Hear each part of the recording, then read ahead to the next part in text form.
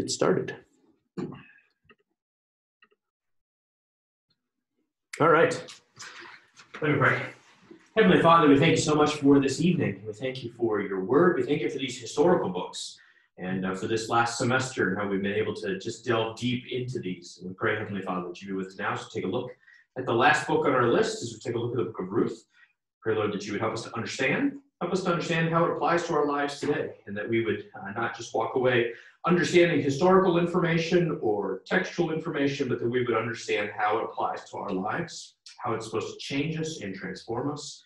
We pray, Heavenly Father, that you would indeed speak to us through your word tonight, that tonight, these 2 hours, would not just be an academic exercise, but that indeed you would wash us with the water of your word. For it's in your name we pray. Amen. So here we are, the book of Ruth. We've been doing the historical books, and in our English Bibles, we go Joshua, Judges, Ruth. One of my professors said he liked to pick on seminarians, and so whenever he would teach on Ruth, he would have them open up in their Hebrew Bibles to the book of Ruth, so they'd open up after Judges, and he would always tell them it was a misprint, and maybe that's why the book of Ruth wasn't there, and he'd send them back to the bookstore, and he actually had some gullible students who went along with it. Obviously didn't know him very well. And yeah, he actually passed away this past summer. He was a great professor. I enjoyed him. He was also a very easy grader, which I also appreciated. I don't think he ever read any of our papers, but he gave us all A's. So there was that. Yes. So we're told right at the beginning that it was in the days of the judges, in the days when the judges were judging. So that kind of sets the time frame for this book, and yet at the same time we know from the end of the book that we're at least at the time of David when the final version of the book is undertaken. And this is one of the tricky things about Old Testament. We tend to think of the writer as the person who wrote everything from verse 1 to the last verse of the book, but it seems as though some of these books were either passed on orally and then put down on paper. And so the stories themselves may be older than the actual written version. So just because we know from the last few verses that somebody from the time of David put in these last few verses doesn't necessarily mean that the whole book itself was written at that time frame. The book itself could be older than that. The fact that Boaz is of the line of David is significant, which would imply that this story was selected because of the fact that he's of the line of Judah, and that's who David would come through. And it would imply that all this works together, which is why our English Bibles have no problem putting the book of Ruth after Judges. And why, as we read our English Bibles, very few English readers look at that and say, whoa, this book is way out of place. So even though you end with the book of Judges saying there was no king in those days, you start 1 Samuel with a certain man from the hill country of Ephraim. They flow together, but in the days of the Judges, you're like, it fits. And you finish with David, and then you know that's how 1 Samuel's going to end. So it fits. It's just not where it's ever found in any of our Hebrew manuscripts. It's always found among the 5 little scrolls, as they call them, Ruth and Esther, Song of Solomon, I forget what the others are, but yeah, actually in this version, the BHS, it comes right after Proverbs, which is not always where it's found, but by putting it after Proverbs 31 ends with the Proverbs 31 woman, and then Ruth is presented in some sense as the Proverbs 31 woman. This is what the Ishat Chayil, the woman of character, this is her, and now here's Ruth, the Ishat Chayil, which in many ways she is. She is certainly a woman of character. She's an incredible woman in what she accomplishes. Unfortunately, Ruth is one of those books that probably should not be debated as much as it is, but is hotly debated.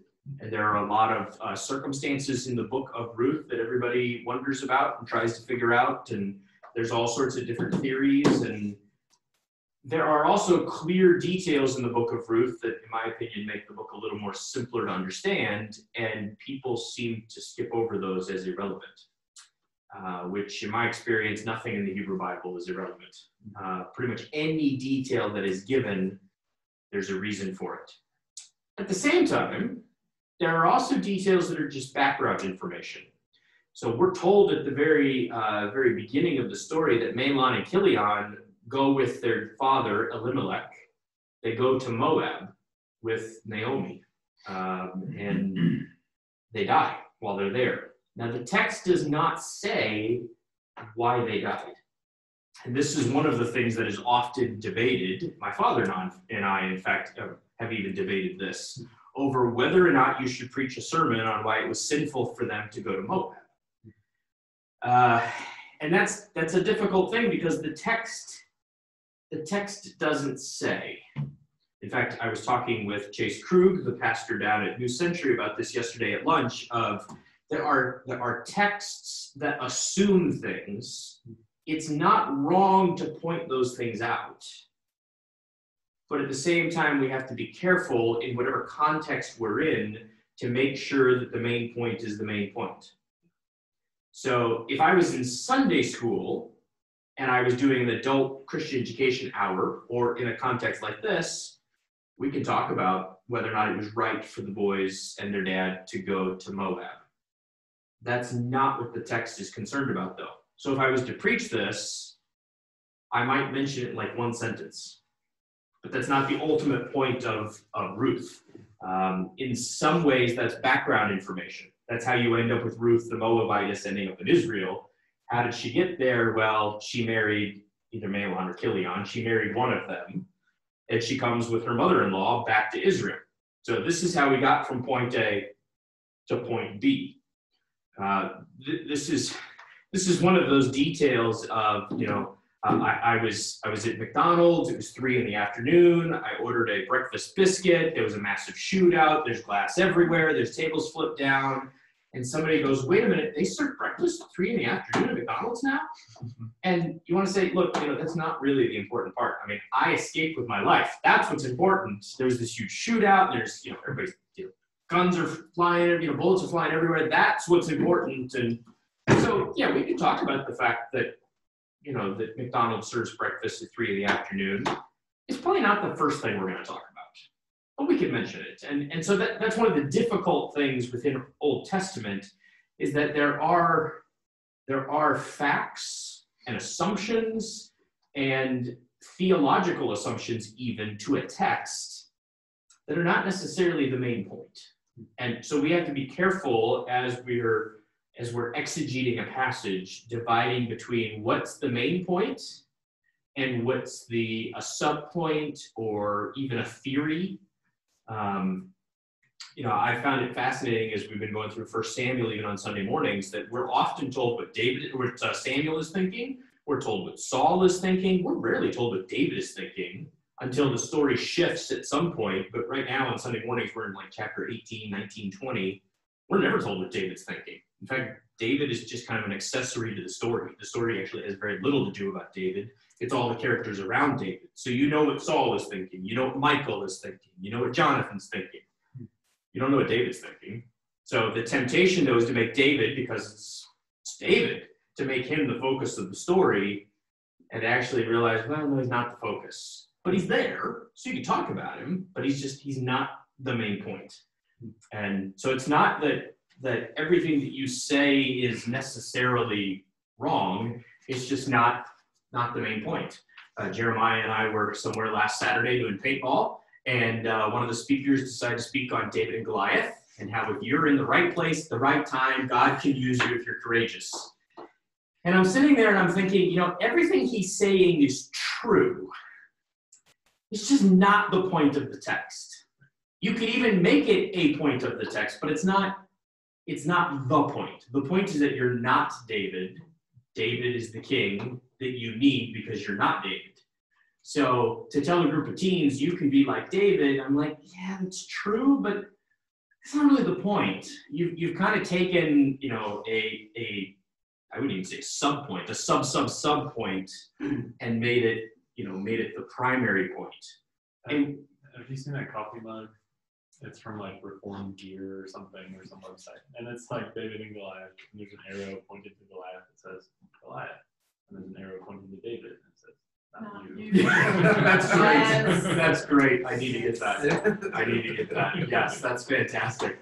Yeah, I mean, it's almost as, I think, disingenuous to the text as to try to figure out what the 5 stones represent. You know, the 5 smooth stones or the 5 books of Moses or the 5, it's like, maybe, but, you know, the 5 books of Psalms or, really? Is that really where we're going to go? We're going to debate that? You know, to some degree, and I've thrown this out a couple times, I think it's similar to debating how many hours are in a day in Genesis 1. He just created everything out of nothing. And we're going to debate whether it was 23 and a half hours or 25 hours or 24 hours, or at some point, Moses just says it's a day. And I think he thinks if you're going to debate how many hours are in a day, you're just not that bright. Because he's just like, look, there's morning, there's evening, it's a day. Let's move on. He created everything out of nothing. Did you not just hear what I said? And yet we've made this sub-point what we're debating. The same thing happens here in Ruth. We're going to debate whether or not Mahlon and Chilion died because of the fact that God was judging them for going to Moab. We know they should not have gone to Moab. Moab is an enemy, for one thing. We know they're not supposed to marry Moabites because Moab is the descendant of Lot and one of his daughters, which, file that back in your mind because that's going to come into play later. But we've got this Moabitess who's married to this guy. That's a bad thing. They're living in a different land. That's a bad thing. There's a famine in Israel, which suggests that we're in between judges. That's a bad thing. They die. It's tempting to want to try to connect the dots and say, well, that's why they died. We don't know that. And the text doesn't really care. So would I say that it's bad for them to have gone to Moab? Sure. Is it a demonstration of people doing bad things and God working it out for his glory? Absolutely. Would I preach an entire sermon on that? Probably not. There's just a whole lot better texts in the Old Testament to demonstrate Romans 8:28 in the book of Ruth. So is it there? Sure, kinda.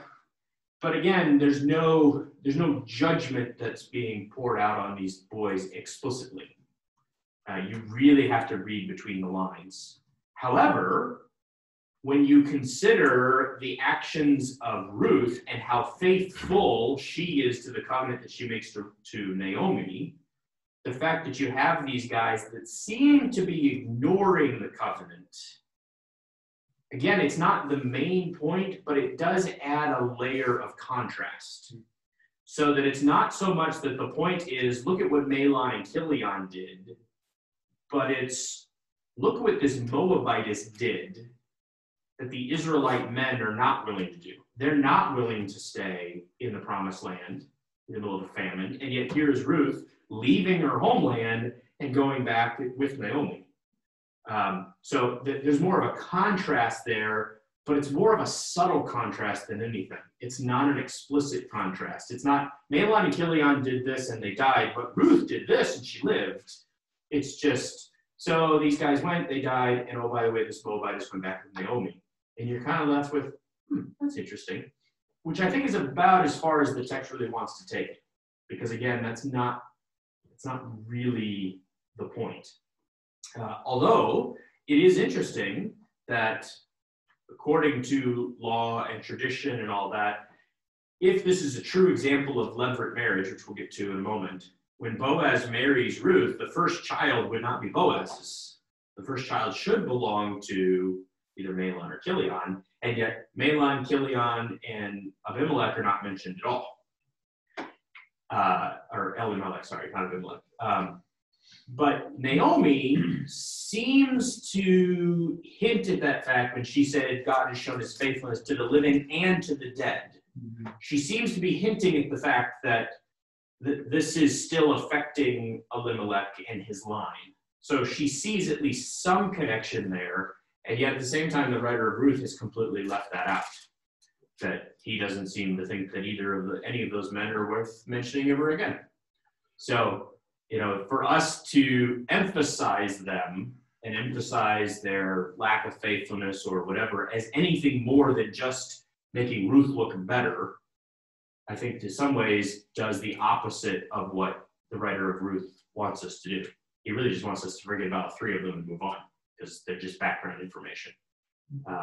And maybe that's judgment enough. Look, you left the covenant people, you went to Moab, we're just going to forget you because you've made yourself irrelevant. That's probably as far as we need to go. I had a professor that got so mad he was pounding on the table, do not preach sermons on this. This is not the point. This is not why it's here. But then Ruth goes back with Naomi, and we know the rest of the story. There are a couple details, though, I think that we often overlook. And one of those is at the end of chapter 1, at least in the way that we typically divide the book of Ruth. We're told that it is at the beginning of the barley harvest, which, why would they throw out that detail? Why tell us it's the beginning of the barley harvest? Who cares? Does it show that there's no longer a famine? There's no longer a famine, so that's important. Because she says up in, I forget which verse it is, but she says up that God has visited his people. And I forget exactly which verse that's in. So she's heard, hey, I've heard that God has visited his people, and so we're gonna go back. Is there a feast that's supposed to be? There are feasts. Yeah. Does it have anything to do with the gleaning? It does. When do you glean? After the harvest. She's actually gleaning when she's not supposed to. Yes, which I think is very significant. I think it also sheds some light on, let's see here which verse it is. It's in verse 7 of chapter 2. Picture, I think.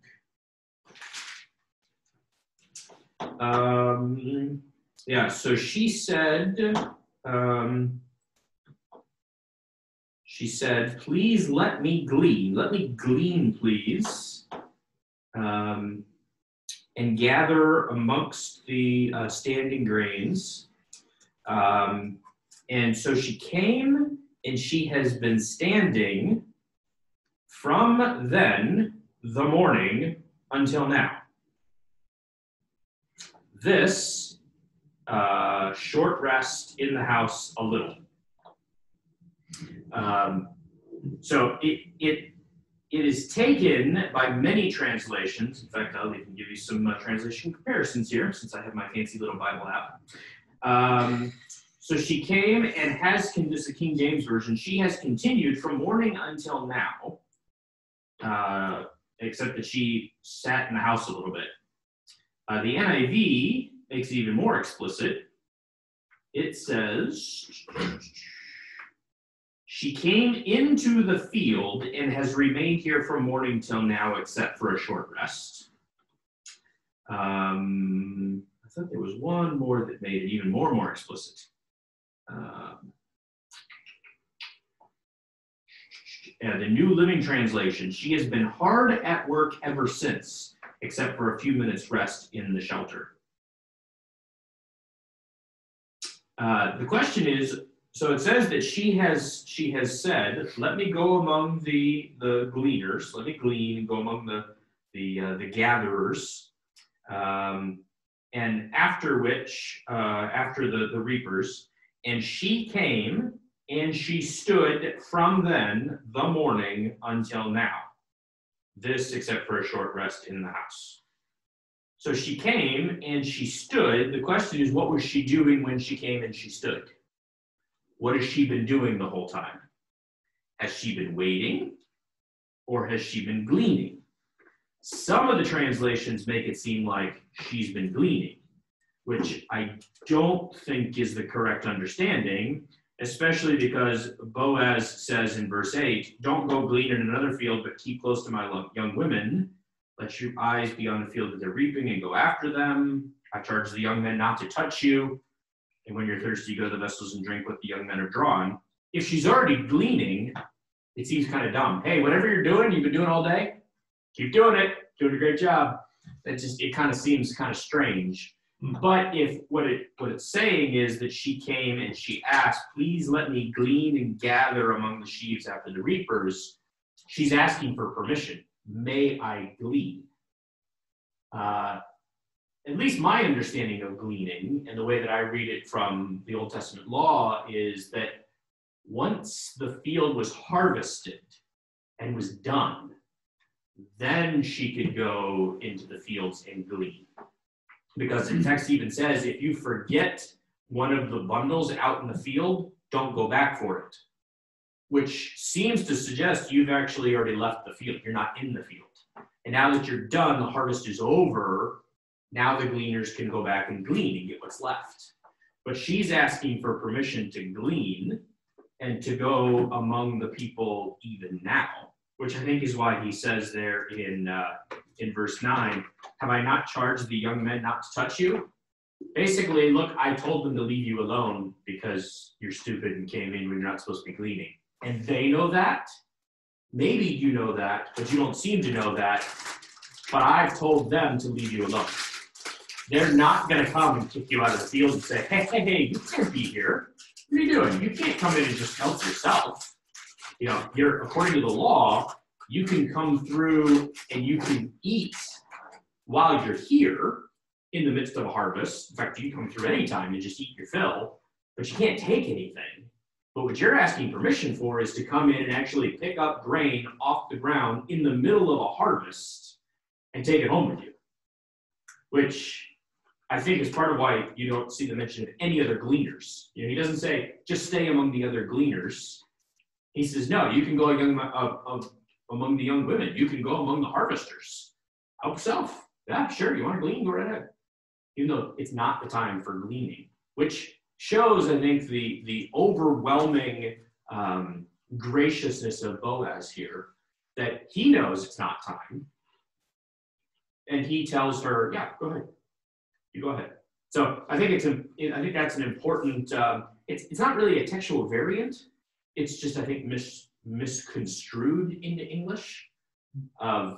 We picture her out in the field. So she came and she's been standing. I think she's been standing there waiting for an answer. She's not going home until Boaz gives the answer. And the young men are like, what do we tell her? You know, do we tell her no? That just seems harsh.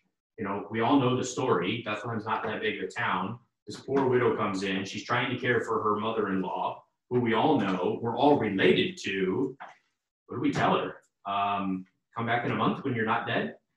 If you're dead, well, don't come back. You know, what do you tell her?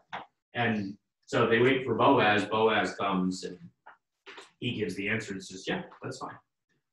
So that's at least 1 point for Boaz, if you're keeping score. 1 point for Boaz, 1 point for Ruth. One other thing here in the text that is worth pointing out, in verse 2 of that same chapter, Ruth says, Ruth the Moabitess, as she's often called, says to Naomi, I will go now, which would be a more of almost a cohortative. I'm going now. We have in Hebrew, we have imperatives, you go, jussives, which are more like let him go, almost like a third person imperative, and we have cohortatives, let us go, or let me go, almost like a first person imperative. It's very much I'm doing this. And so she says, I am going into the field, and I will glean among the sheaves, which again, shivalim, you're not supposed to glean among the shivalim. You're not supposed to glean among the standing grain. You glean when the standing grain is gone. After which I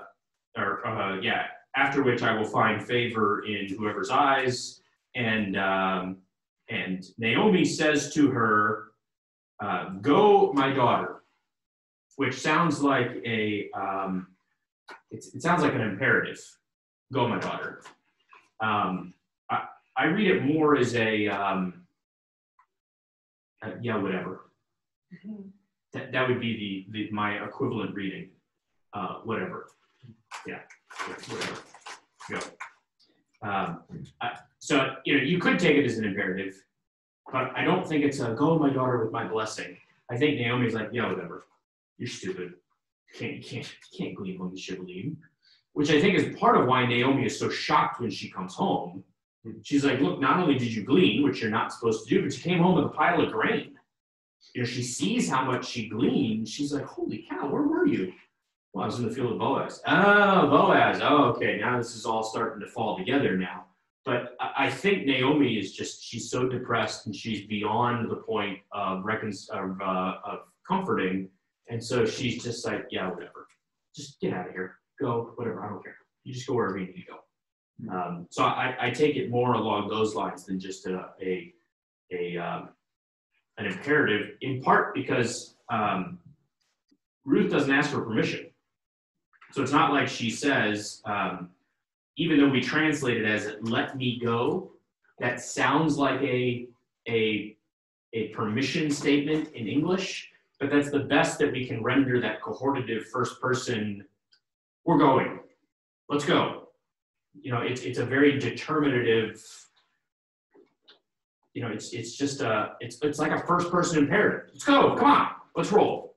It's interesting because the NASB puts a please in front of that. Yeah. So it just translates to this. They're not even trying to translate the cohortative. They're just like, whatever, we're going to make this into a question. Well, sometimes the cohortative will have that na at the end, the nun with the aleph at the end. I was about to ask you, does that and have? It does, okay. But I would say that just adds to the cohortative nature of it, so that it's not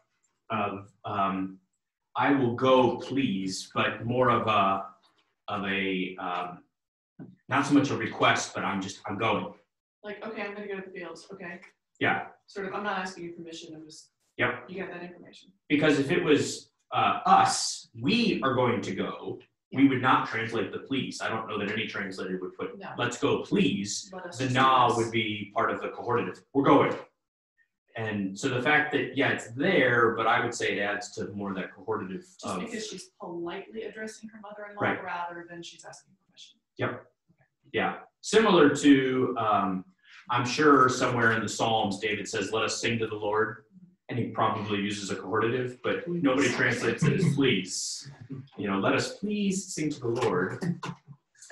So sometimes there's a permission aspect to it, but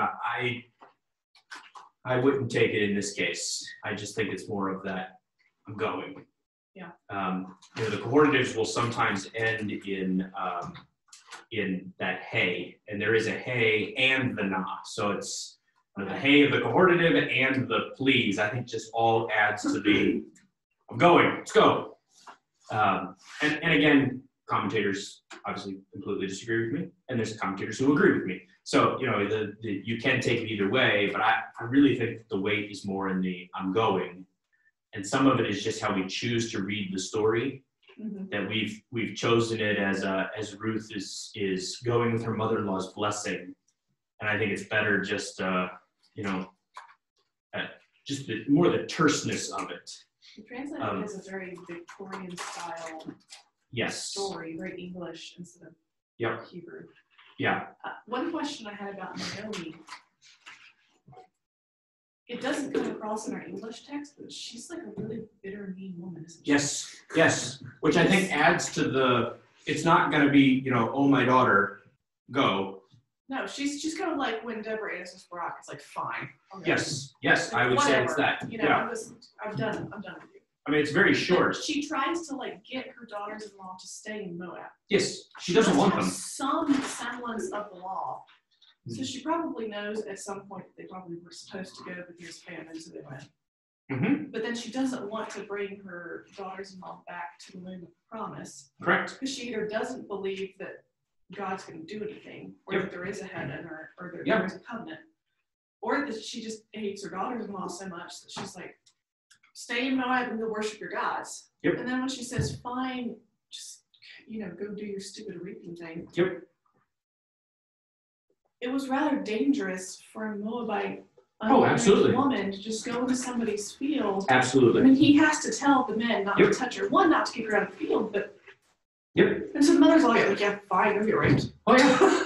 Yeah, it's a dangerous situation, and so she mean. doesn't care. And I think that's the part that people don't remember, is that this is not oh, yes, go and reap among the reapers, and this is about as flippant as you could get. She was always held up as like the wise mother-in-law in Sunday school class. Yeah, she's far from it. And She's so bitter. I mean, in her mind, the only reason that the Moabites should come back with her is if she could have other children. Right. But she says, look, even if I should have another son, it's going to be decades before he's old enough to marry you, so what's the point? And then, which I think just makes Ruth's declaration of your God will be my God, and as you're reading this, you're thinking, what God? What does she know about God? Yeah. Naomi doesn't even know him. Yeah, and So- what she says about God in chapter 1 is Oh yeah, it's pretty profound. it's like, I changed my name, the Lord dealt bitterly, Yep. He's brought me back empty, He's brought this calamity upon me. Like, that's just Uh-huh. It's rough. I mean, she is about as bitter and rock bottom as could be. And, so even when she says, an imperative, it's Laki Bati, go my daughter, which is, you can almost picture her making all sorts of hand gestures behind Ruth's back as she's leaving.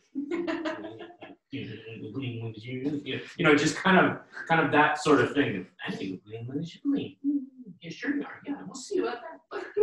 I mean, she's just bitter and angry, and she doesn't care what happens to Ruth. She's just going to sit in her house and die. That's her plan. And Ruth can do whatever Ruth wants to do. She doesn't care. It's not her problem. And if Ruth wants to go get attacked in the fields, good riddance. See ya. So it's a very dark image of Naomi.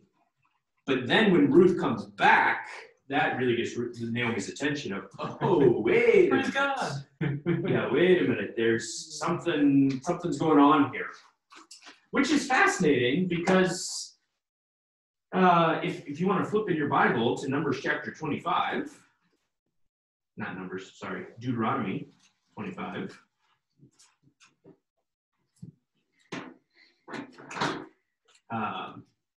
Verse 5.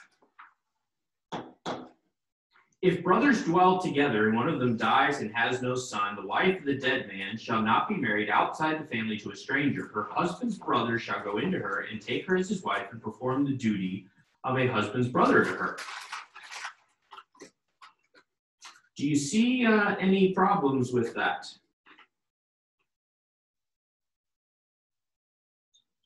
The brother died, The brother died, yes. so she didn't have another. There's no other brother. No. Nope, no other brother. And there is nothing in here that says somebody else is supposed to do it. Now, the closest that we get is back in Leviticus 25. If your brother becomes poor and sells part of his property, his nearest redeemer shall come and redeem what his brother has sold. If a man has no one to redeem it and then becomes prosperous and finds sufficient means to redeem it, let him redeem it himself. But if he doesn't, then let somebody else redeem it. And this is all using that same word, goel or gaal, which shows up in several different interesting places. I will redeem you, Exodus chapter 6, Exodus chapter 15. This whole section about the right of redemption in Leviticus chapter 25 about redeeming a field, or in some cases redeeming a field after the Jubilee or before the Jubilee. Or in some cases after making a vowing to give it to the Lord and then redeeming it. The cities of refuge, actually the avenger of blood is actually the goel, which I always thought was kind of interesting.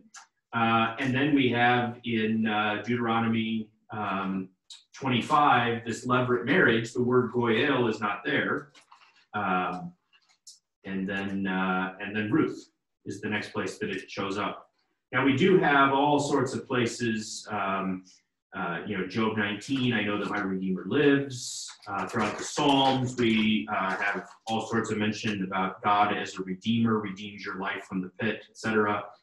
It's especially prevalent in Isaiah and some of the minor prophets. But at least in terms of the law of the Goel, I don't think Boaz is legally required to marry Ruth.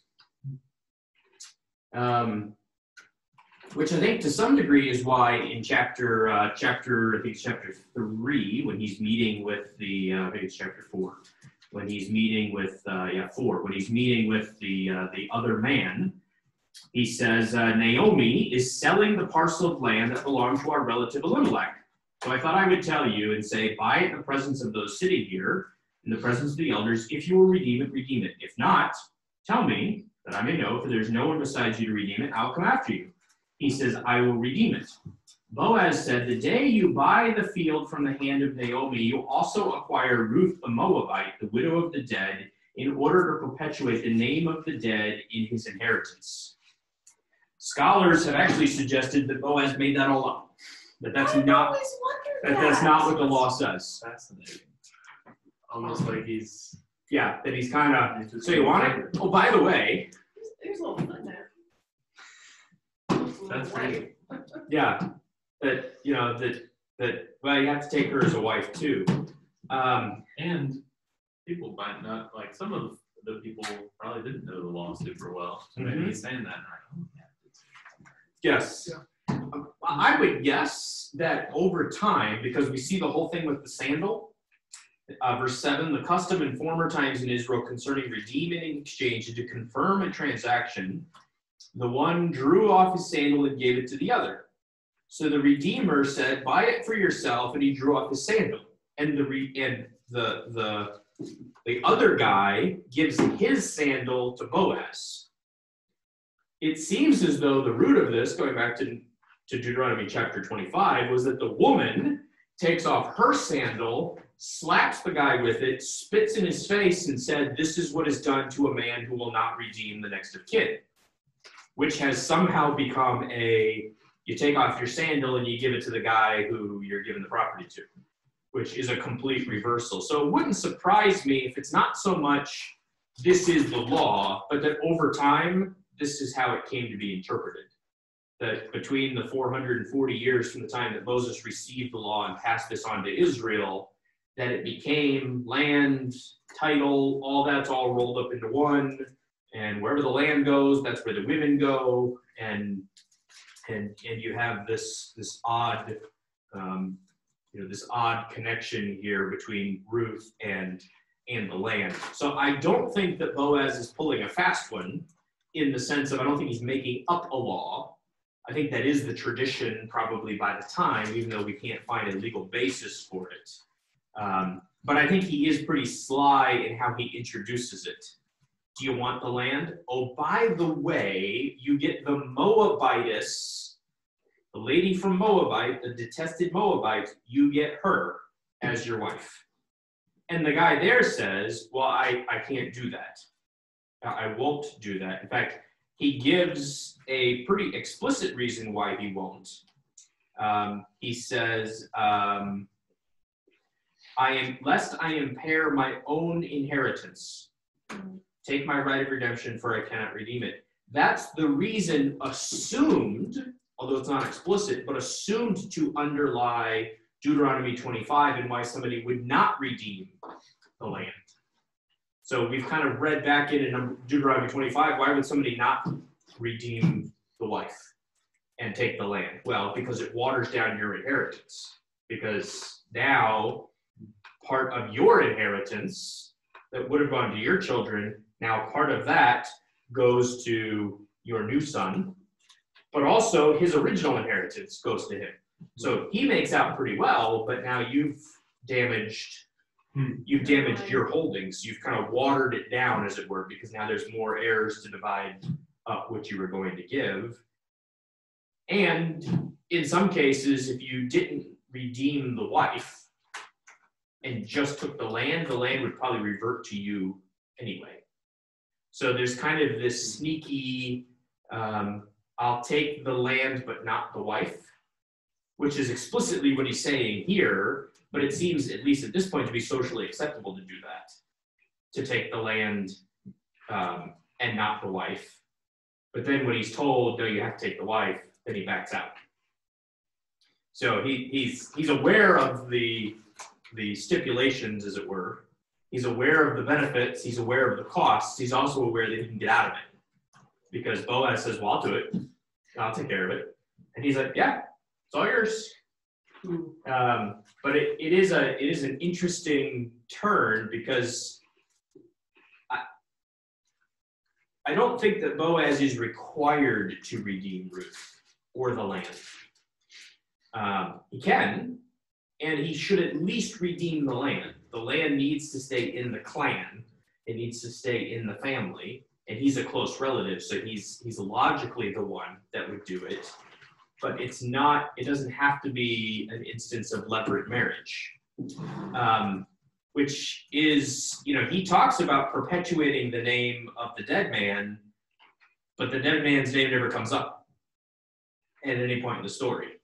Naomi, it said that God has provided a son for Naomi, that Obed is his, which almost sounds like not so much that Boaz redeemed Ruth as much as it is that Boaz married Ruth, but he redeemed Naomi. I know, it's kind of weird. And that he's perpetuating Elimelech's name, not Mahlon and Chilion, which adds just kind of another layer to it of, yes, I'm marrying Ruth because she needs a husband and she needs to be provided for, but really, I'm redeeming the land on behalf of Elimelech. Because it even says there earlier in the verse, Naomi is selling the land. It's Naomi's, it's not Ruth's. It's Naomi's. She's selling the land on behalf of Elimelech. And so to perpetuate the name in Israel, he says, of the, let's see here, in order to perpetuate the name of the dead in his inheritance, although he does call Naomi, or Ruth the widow of the dead, in order to perpetuate the name of the dead in his inheritance. But it's somewhat ambiguous. We're talking about Elimelech here, or we're talking about Mahlon or Chilion. We don't even know which of the two she's married to. Yeah. So if the emphasis is to preserve his name, you didn't do a very good job of it. Right. But if it's to preserve Elimelech's name, okay, at least his name is being somewhat passed on here. But yeah, that the end is so weird. That's what I was most struck by, that I felt like I had noticed before. It's like, I mean, if it's a movie, it's like you're thinking it's going to zoom in on, oh, the happy new couple with their little baby. But then it's like, here's Naomi and her baby? Yes. It's very like the strange. witch of the mother-in-law. Yes. The child. Yeah. Yeah, I was like, I'm not really comfortable with this. Yep. That's weird. Yeah. It's very weird. But at least in terms of, okay, if we're perpetuating the name of Elimelech, it's almost like this is Elimelech's son. Right. And I've even had read some scholars who are debating, was Obed the firstborn? Because if he's the firstborn, then he's not really the son of Boaz. Right. He's the son of Elimelech. Right. And yet, all the genealogies and everything make him the son of Boaz. Yeah, this one right here. And so that it doesn't yeah. line up with. No. Yeah. So it's kind of this weird, okay, well, which is it? And at some point, you're kind of left with, yes. Yep. So this is what has led them to the traditional telling of the story, that Boaz, as the kinsman redeemer, is the type of Christ, which suffers from all sorts of different anachronistic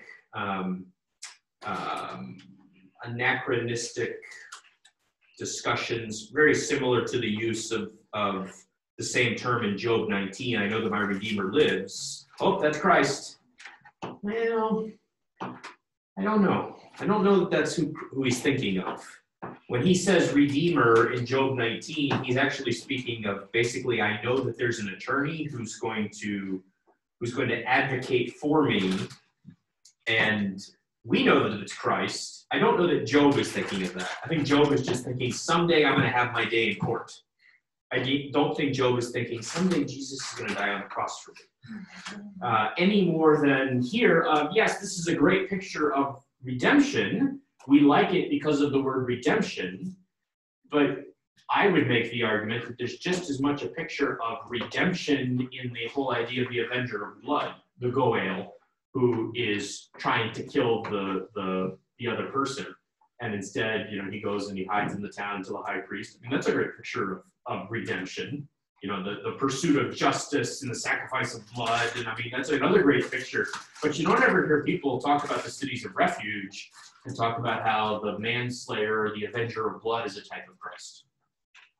Where if you're going to make Boaz the type of Christ, I think then you kind of have to make the avenger of blood as much of a type of Christ. So I'm just not convinced. Yes, it's a great picture, but I don't really know that that's the picture that Ruth is trying to get us to. Yeah.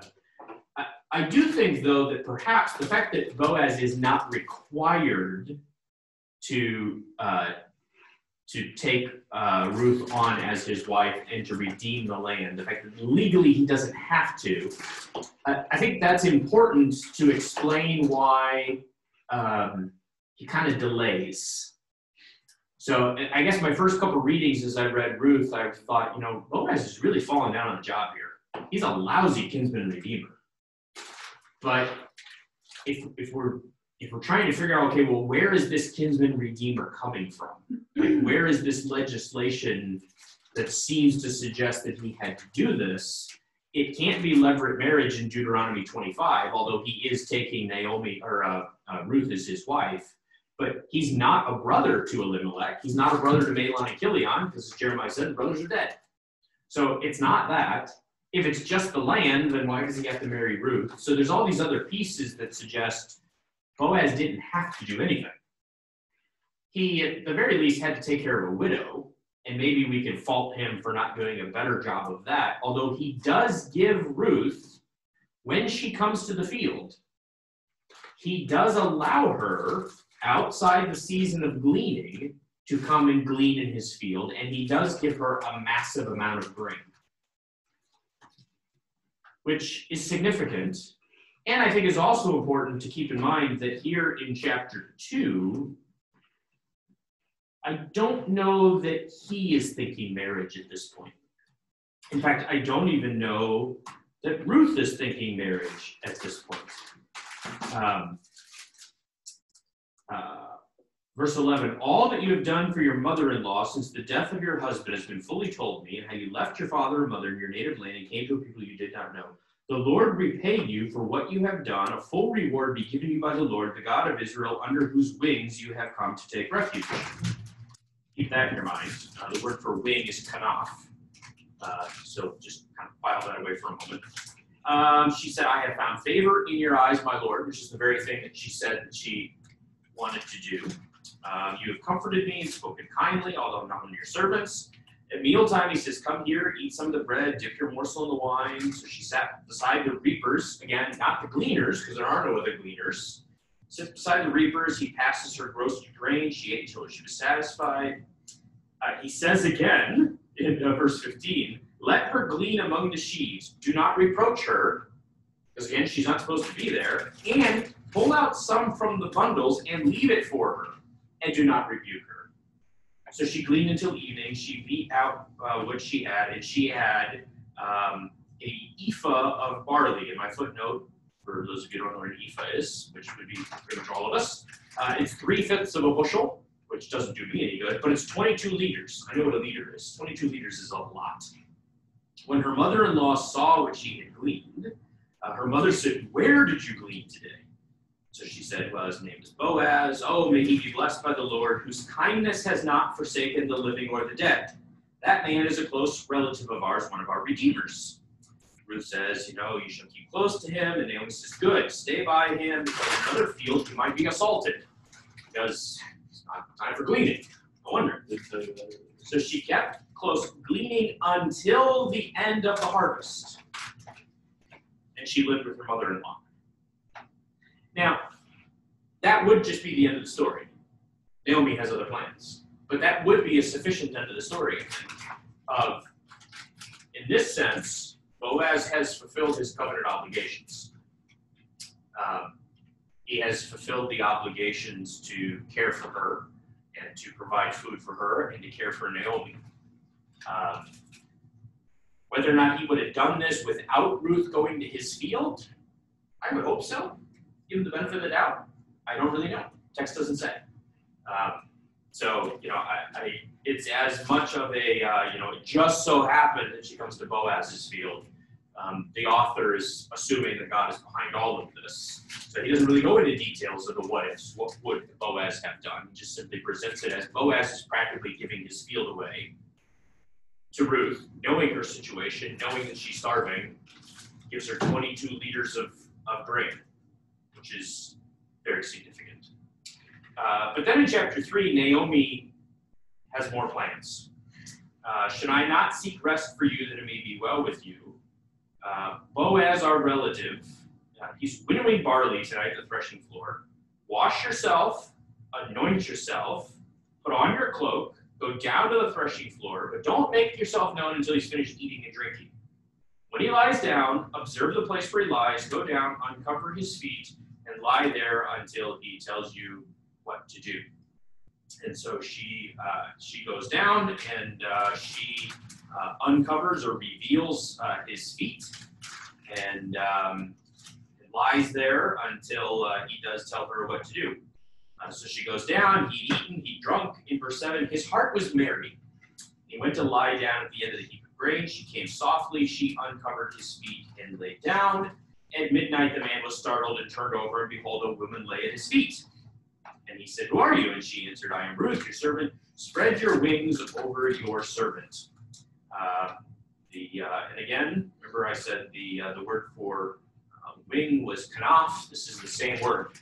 And God spread his wings over you, or under whose wings you have come to take shelter. And she says, spread your wings. So you prayed that God would spread his wing over me. Great. You be that person. You spread your wings or your skirts, or there's a lot of different, the edge of your robe, or so I think she's deliberately referencing what Boaz said before, even though she might just be referencing the coat. She's kind of being coy here in what exactly she's asking for. The question though is, what in the world is she doing, and why did she uncover his feet? That has been a debate that still rages. What are some of the things that you have heard about what it is that she's doing here? Heard people say she's kind of initiating a sexual encounter, kind of hinting at it, or if not that, at the very least, it's something I even hear from more conservative religions. If it's not like an overly sexual thing, it's at least an intimate, very intimate statement of some kind. But yeah, it's interesting because she's uncovering it, but there's no real nakedness. Yeah. The only other place where we really have uncovering without any direct mention of nakedness, at least initially, is in Genesis chapter 9 with Noah. That Noah laid uncovered in his tent, which is the same root, uncovered, galah, uncovered, or it can actually be revealed, because it also shows up in Genesis chapter 35, where Jacob builds an altar at Bethel because that's where God had revealed himself to him.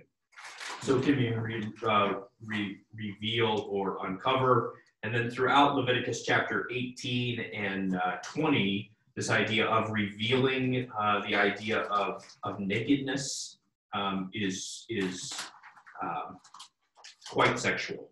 But again, it's specifically revealing nakedness. Do not uncover your father's nakedness. Do not uncover your wife's nakedness. And so this is one of the few places where we actually have somebody uncovering feet. which seems very odd. So, some people have said, well, it wasn't really his feet, it was more, his loins or, something else that was being revealed here. And yet, if it says pretty specifically there in chapter 3, verse 8, he looked over and there was a woman lying at his feet.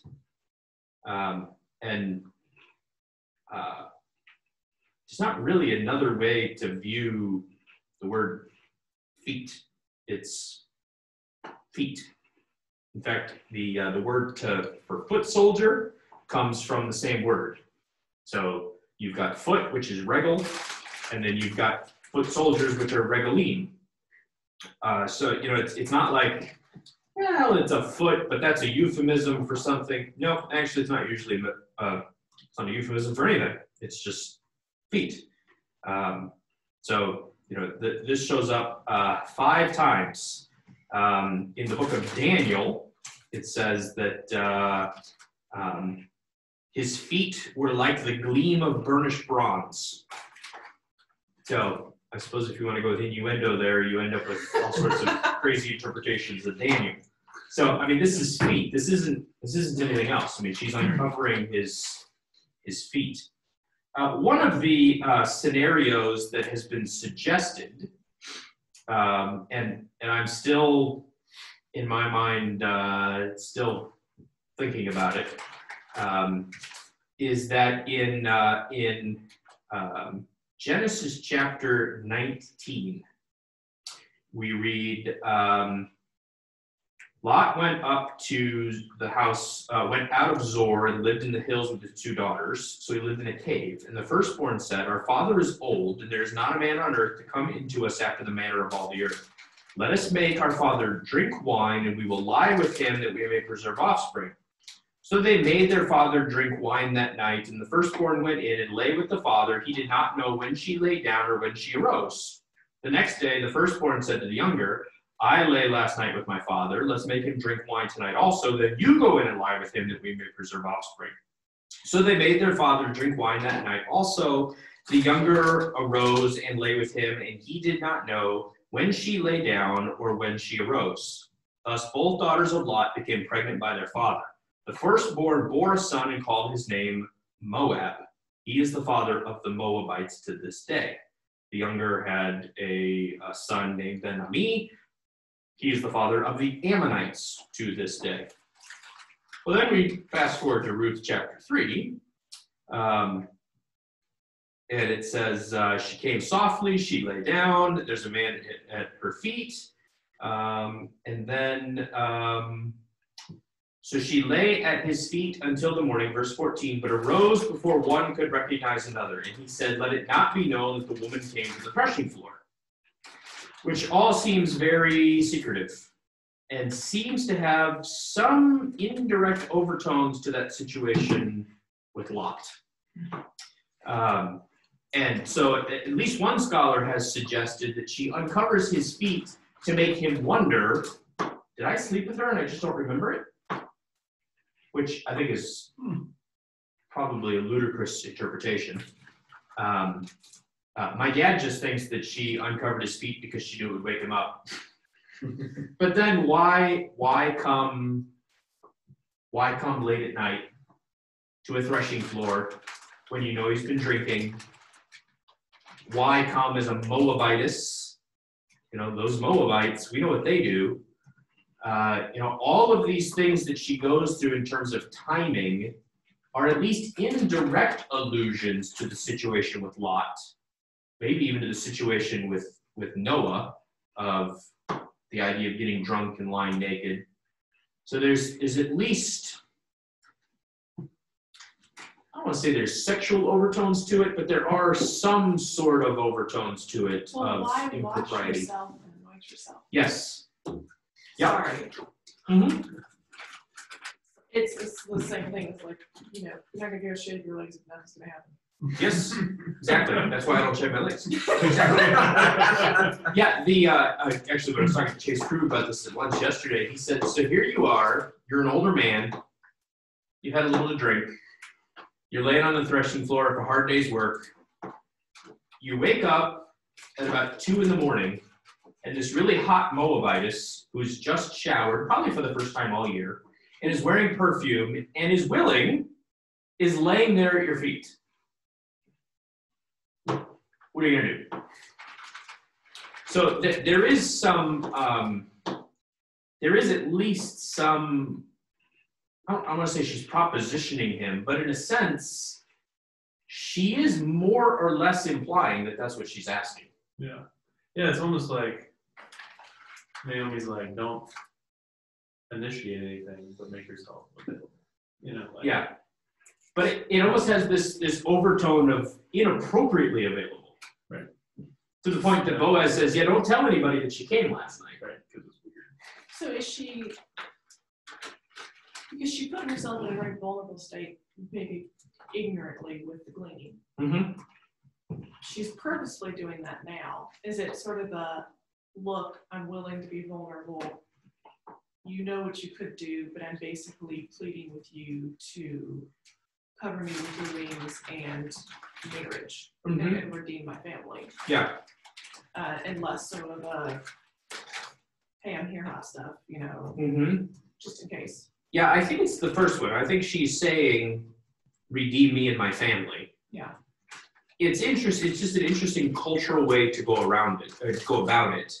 And it seems that Ruth understands at least the I want to say the sexual side of it, but in a sense, the sexual side of it. I think she gets that. I don't know how much she would have gotten the cultural references to it. You know, if you're a Moabite, how often do you talk about where Moabites come from? You know, do you, as a Moabite, do you brag about the fact that, in fact, some scholars have suggested that that's not where Moabites come from, but that was a story that was crafted to make Moabites look bad? Which I disagree, obviously, but at the same time, I can see why a Moabite would say that. Well, yeah, that's what all Israelites say, but, you know, it's like Gimli in Lord of the Rings, you know, dwarves just pop out of the ground, you know? No, they don't. They don't just pop out of the ground, but, you know, that's what humans say because they don't understand dwarves. And, you know, kind of the same thing of, well, of course Israelites say that Moabites come from Lot and his daughters because they don't like us, but really we're a mighty people. So, you know, I can see her not grasping or not choosing to grasp all of the cultural overtones. But in a sense, she does seem to be, at least under Naomi's guidance, she does seem to be hinting at the connotations of Lot and his daughters. Which at first I thought she's kind of insinuating to Boaz, look, I can take matters into my own hands, but why don't you do something about it? But if he's not legally required to redeem her, it makes the cultural connotation a little harder to understand. Why go through all this if he doesn't have to redeem her? Especially since there's another relative that's even closer. Is she just seeking for a son and maybe not marriage? And she's putting that on the table too. It's like, you could redeem my family, but I'm here if you want to give me a son or a lineage. And I don't know if that has to do with the secretive nature or not, because he doesn't want her to be seeing her when she leaves. Yeah. Yeah, I don't know. I almost get the impression, and I really don't know. This is something I've still been mulling over in my head. I thought I had it all figured out, and then I talked to Chase at lunch yesterday, and he shot holes in all my theories. But I thought that it was her just saying, look, we can do this the way Lot did this. I'll get you drunk and sleep with you while you're sleeping. Or we can do this the honorable way. So it's up to you. But if he's not legally required, then that kind of loses some of its force of you're not doing what you're supposed to do. But I almost wonder if it's her saying, I am so concerned about my mother-in-law, and I'm so willing to preserve my line, if she's basically insinuating, I will do whatever has to be done in order to preserve my line.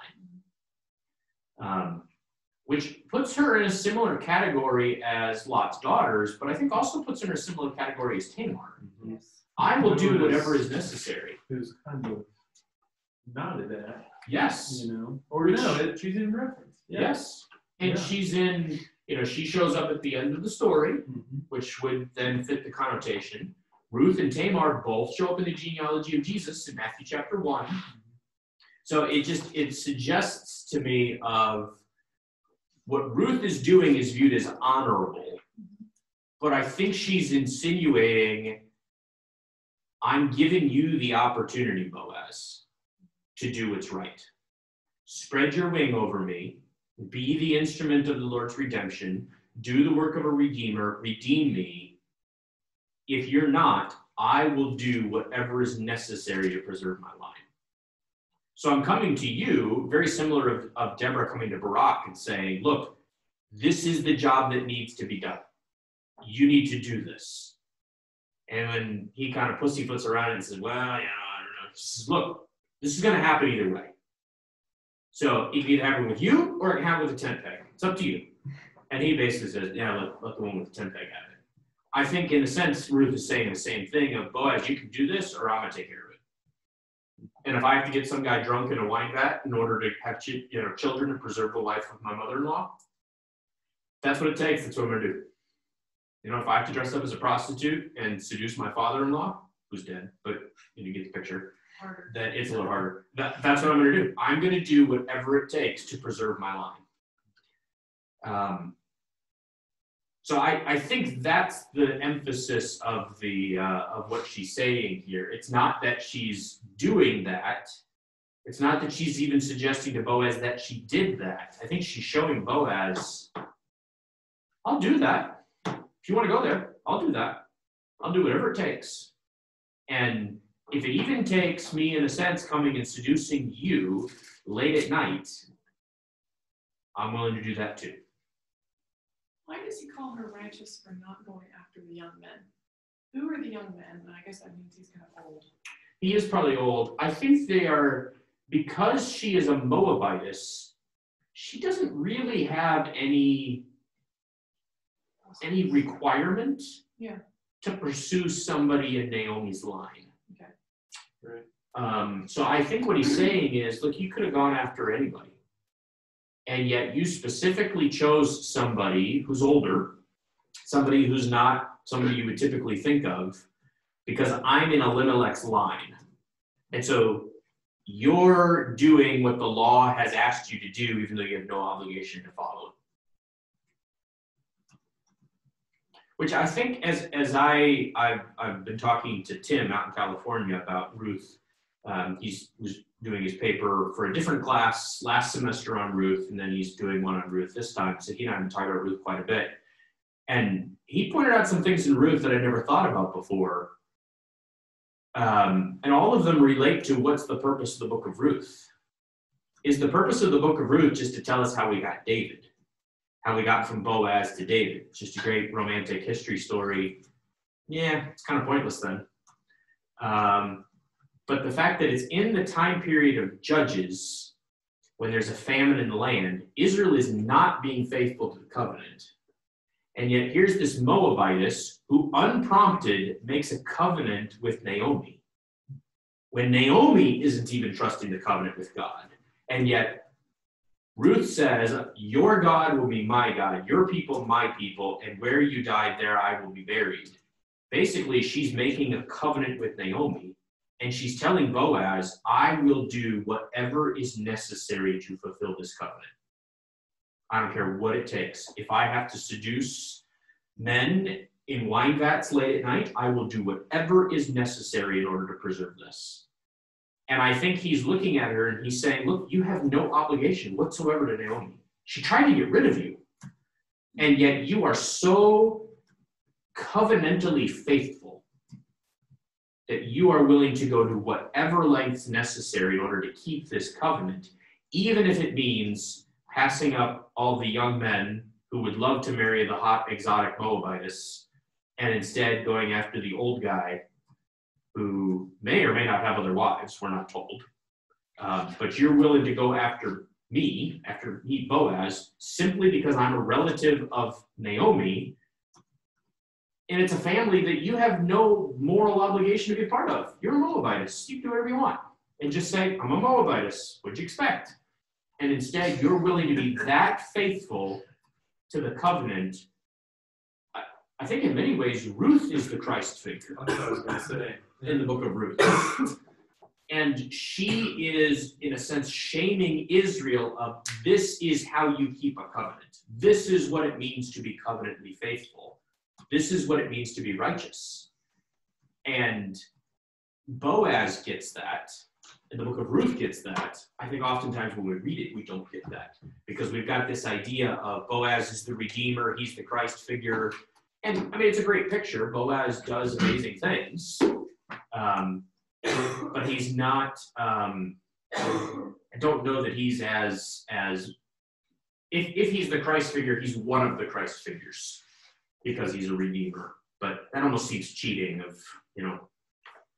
well, his name's Redeemer, so he's got to be a Redeemer. That just almost seems a little too easy. But Ruth here in her covenant faithfulness, at the very least, she's showing Israel this is how you should be towards God. And this is, she's got more faith in God and more faith in the covenant line and this idea of passing on the name and the inheritance and everything that goes with it than Naomi, who's just willing to go home and die and say that my name is now Mara. And yet here comes this Moabitess who has more faith than Naomi, really more faith than anybody, and comes in and does this.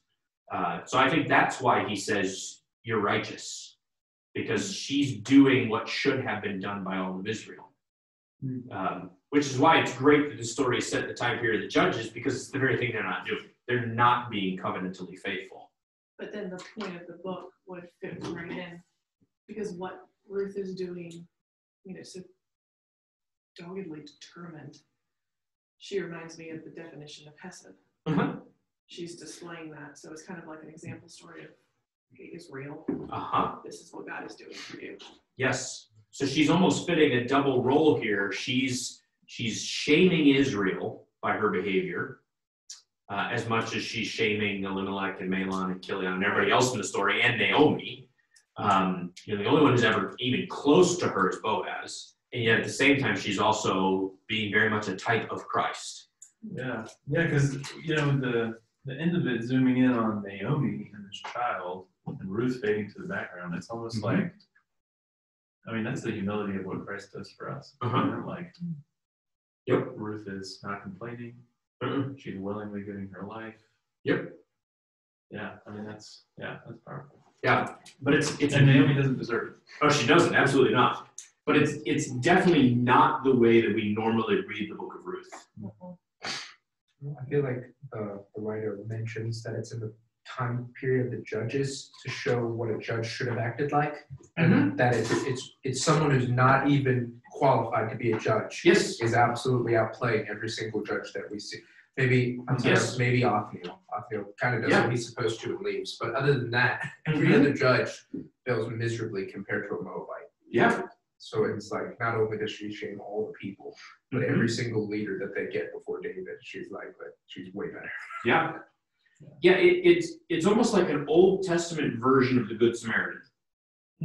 Of, love your neighbor. What does it look like to love my neighbor? Certainly in the Roanoke's on fire. Certainly in the time of Christ, you could make the case that Christ is like the Good Samaritan, and that would certainly be true.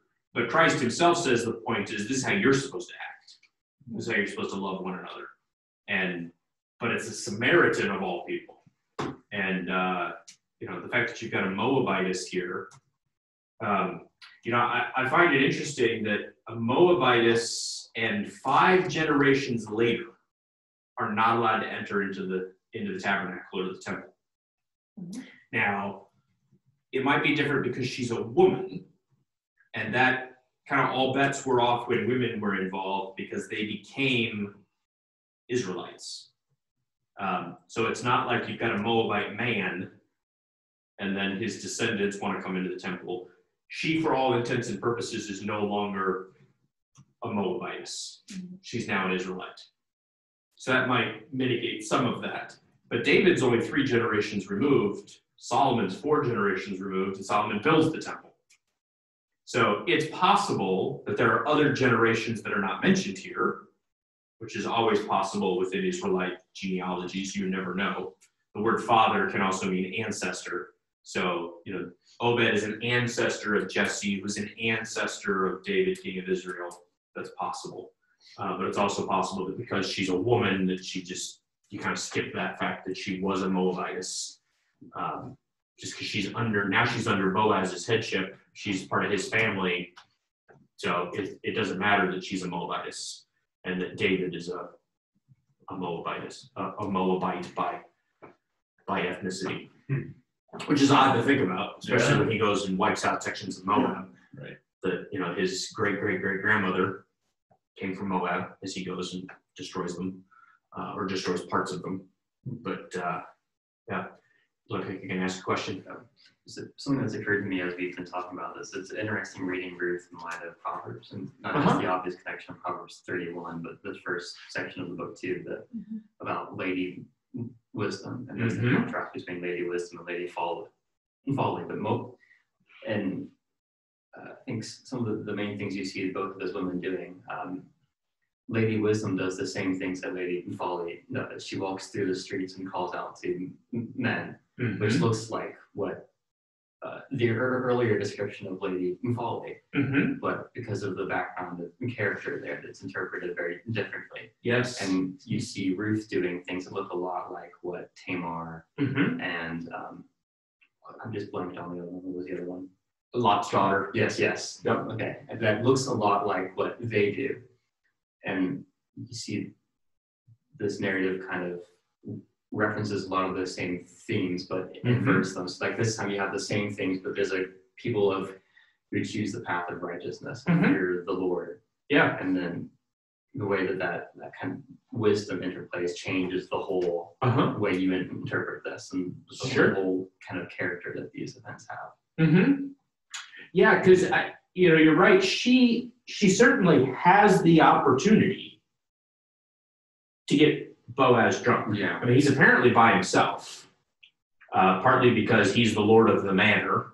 So he's off by himself in this pile of grain, and there's nobody. Totally rude. Yeah, so totally rich. I'm sleeping in my grain. There's nobody else there when she comes in. So sometimes you've seen if you've seen any of the Ruth movies that have been made, she's tiptoeing among all the sleeping people, and then lies down next to him, and he's surrounded by people.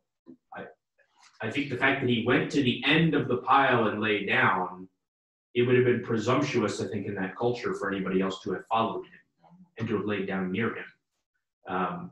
He's got young men and he's got young girls. He doesn't have peers that he's hanging out with. So he's off by himself in his private quarters, private pile of grain, and she comes in. I think you're right. She had the opportunity to sleep with him right there. He's drunk.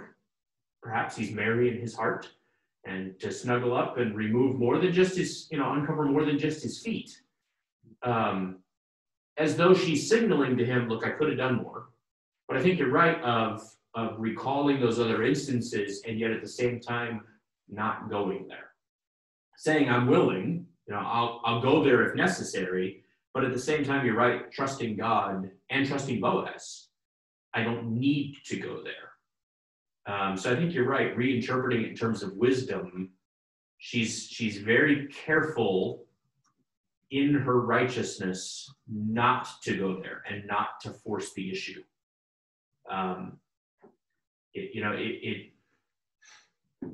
It's one of those fascinating things as you read the story of Judah and Tamar, and you read about what she does. There's a part of us that kind of cringes, and yet she's praised for it. Yeah, she's praised for it and held up as this model of covenantal faithfulness and godliness, and yet, as you read the Old Testament law, there are certain laws that seem to be explicitly created because of things the patriarchs did. Yeah.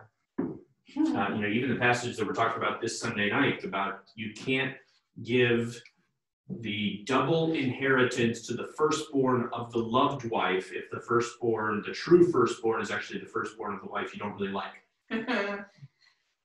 And you're like, okay, Jacob.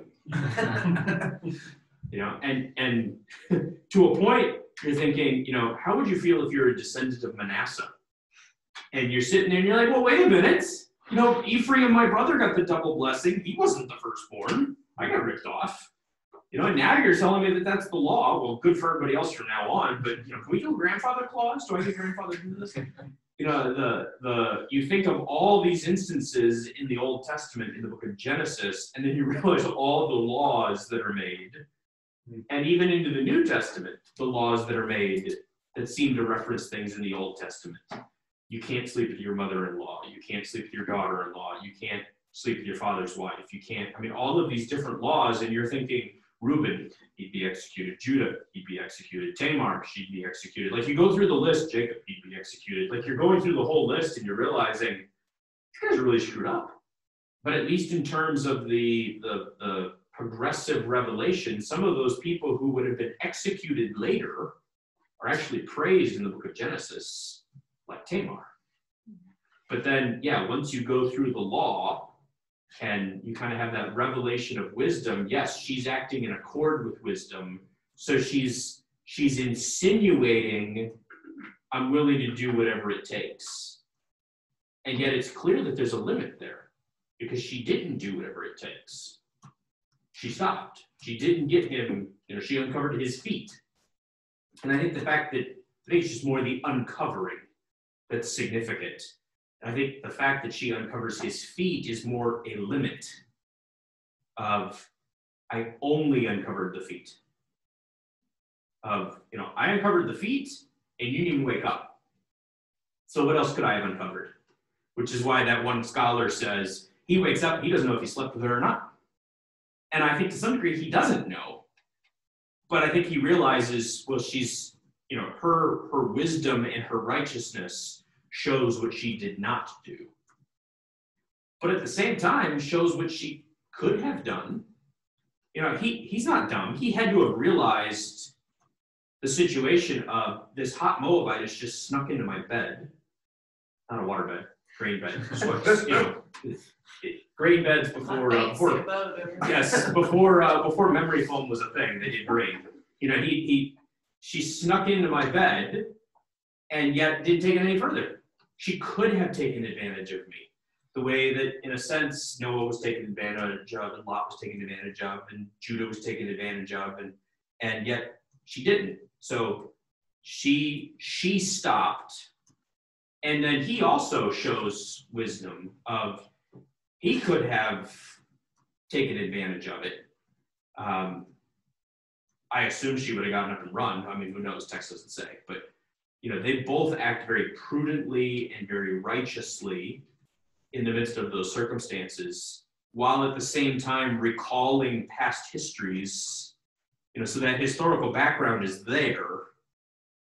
But you're right, it's reinterpreted in a more law-focused, God-honoring, wise way than just, that's what you do when you need to get pregnant. You act like a prostitute. Yeah, it's like how No, sorry. it's like how the beginning of Proverbs, the lady of folly is the one who's going through the streets calling out after all these men. Mm-hmm. And so it kind of establishes that. But then it shows Lady Wisdom doing the exact same thing. Mm-hmm. You think like if you're like in one of these Israelite towns and you just see this woman coming through calling out after men, you think, well, who's this? Who is he? Yes. And then you kind of see Ruth doing the same thing. Like it normally, like if you don't know the people and you see them in this context, you think something bad is going on. And then I forgot the point I was going to make about that, but then that people with wisdom and who do fear God can, in a way, kind of transform that circumstance. Well, I think that's part of why Boaz says, don't tell anybody she came here. Yeah. Because everybody's going to talk and say, the floozy came to visit Boaz. We know where this is going. Yeah. But Boaz knows, and Ruth knows, that was nothing like that. They've in a sense transformed the Genesis narratives that lie behind the story. So that you're in a sense supposed to recall the Genesis narratives, but now view them in a completely different way. When it says that, he had eaten and he was drunk, or that he had eaten and drunk, or whatever it is, my translation didn't say that he was intoxicated, but I guess that's what it is. Mary in his heart. Yeah, Mary in his heart. It reminds me more of like when the Psalms, maybe it's Proverbs, I can't remember, but when they talk about being merry in your heart, merry with wine, or instead of maybe just all out, passed out drunk like Lot and Noah. And I don't know if that's sort of more where Boaz is, of he's feeling good, he's more pliable, you could have he's more amenable to talking or maybe accepting her proposal. He's merry instead of like he's completely wasted. I don't know if there's a different connotation with that, because I don't think the Bible's talking about when you're marrying your heart with wine. We're not really supposed to be nowhere a lot, but well, it's possible, and this is pure conjecture, but it's possible the last place, at least in the English order, that we read about somebody's heart being glad is in Genesis 18. The priest's heart was glad, or the priest's heart was merry. He took the ephod and the household gods and the carved image, and he went along with the people of Dan. This is in the household of Micah. oh yeah. In Genesis. Judges. Then Judges 19, the two of them sat down to eat, and the girl's father said to the man, "Be pleased to spend the night and let your heart be merry." So the man and his concubine and his servant rose up to depart. His father-in-law, the girl's father, said, "Behold, the day is weighed, spend the night. Behold, the day draws close, lodge here and let your heart be merry." Judges 19:22, as they were making the hearts merry, the men of the city, worthless fellows, surrounded the house, beating on the door. They said, "Bring out the man in your house that we may know him."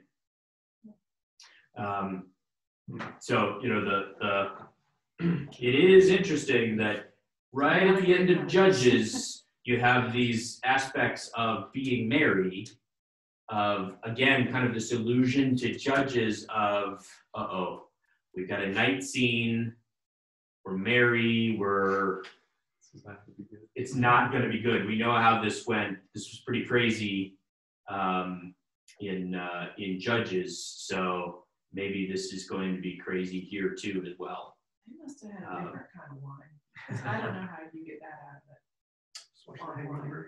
Yeah, well, it says as wine gladdens the heart. So I would guess that there was a pretty high alcohol content to it. Although a lot of sources suggest that they watered it down pretty heavily because they were poor. Yeah. But it's hard to tell. The writer of John, he says that the people. Yeah, sorry. Thank you for that. John, sorry, I'm so used to Old Testament, but the writer Samuel and the writer John says that at the marriage supper in Cana, that the master of ceremonies basically says nobody brings out the bad wine until people are basically wasted and won't know the difference. Right. So it was at least possible to get a little intoxicated from it. So my guess is, and again, actually Jason and I were talking about this yesterday, it helps when you have linguistic or literary allusions from one story to another. To be able to say, okay, you've got this repetition of his heart was merry. Well, we just finished the book of Judges, at least in the English order. It's in the time period of Judges. In the time period of Judges, as the book is ending, getting your heart merry means something bad's about to happen. It's kind of one of those trigger words like, yeah, there's a certain man in the hill country of Ephraim. Oh boy, here we go again. Kind of that same idea. So there's at least this linguistic link between the end of Judges and here that doesn't necessarily imply any sort of he was wasted or he was drunk or he was just, it's just setting the stage of, oh man, last time somebody's heart got merry, a woman ended up dead. So it kind of fills the space with intrigue of what's gonna happen here. We've got a woman coming unaccompanied at night to the threshing floor. She's vulnerable, she's made herself attractive. She goes in and lays down with the man, uncovers his feet, and he says, yeah, let's talk about it in the morning. And you're kind of left with, that's not where I thought this was going, at all. I thought by morning somebody was going to be pregnant. Boaz, maybe? I don't know. Somebody was going to be pregnant by morning. This was not going to end well. What did Naomi send her in to do? Were her intentions the same as what happened? Well, that's a good question. That I don't know either. I'll tell you what to do, and I'm thinking, yeah, Chris will tell you what to do. I hope that since Naomi said, uncover his feet, That she was thinking that Naomi was insinuating to Boaz rather than expecting that Boaz would take advantage of Ruth. Okay. I don't think that she was sending in her vulnerable daughter-in-law. But then again, the text doesn't really say. Yeah. So, again, that's one of those difficult things when we deal with a text of what were the characters thinking? I hope that that's what she was thinking, that we're just going to insinuate this situation. But I don't know. I have a question. Yes. I made a weird connection in my mind between something Ruth does and something David does. I'm not sure if it's correct or not, but so Ruth sneaks up on Boaz, has the opportunity to take the action that's needed. Mm-hmm. David does the same thing, and it's almost like Ruth does the same. They do the same thing. They both don't follow through on what they were going to do, but Ruth shows what David should have done later. Like she boldly says, all right, well, we're going to take action no matter what, where David just kind of lets Saul's go and then runs away instead of taking action. I don't know, it kind of feels like she, in a foreshadowing type of way, shames David for his lack of action when he catches Saul. Yeah. Yeah, you could view it that way. I mean, you can also view it as a positive thing of, she's not taking matters into her own hands, but she's trusting Boaz, just as David is not taking matters into his own hands and trusting that God's going to work it out. So yeah, you could kind of take it either way, I suppose. A lot of it depends on if you think that David should have killed Saul. I tend to lean more towards David did the right thing by not killing Saul.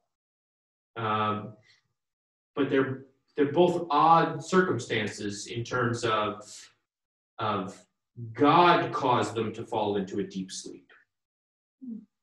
And yet David creeps into the camp and takes something, and then he feels guilty about it. And it's like, well, why did God put him into a deep sleep? Just to show how righteous David was? It's possible.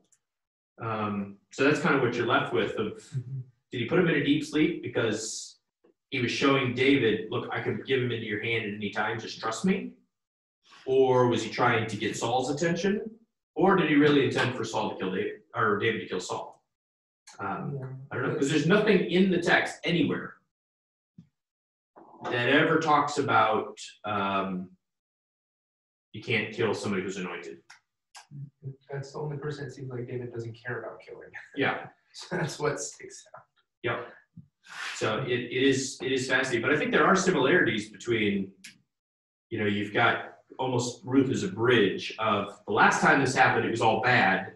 But now we've got somebody who's coming in and in wisdom approaching the situation. And then you've got David who twice comes in and does this the wise thing, if you take it that way, of not killing Saul. So almost like Ruth is foreshadowing what he's going to do. And so there are at least some similarities there between the stories.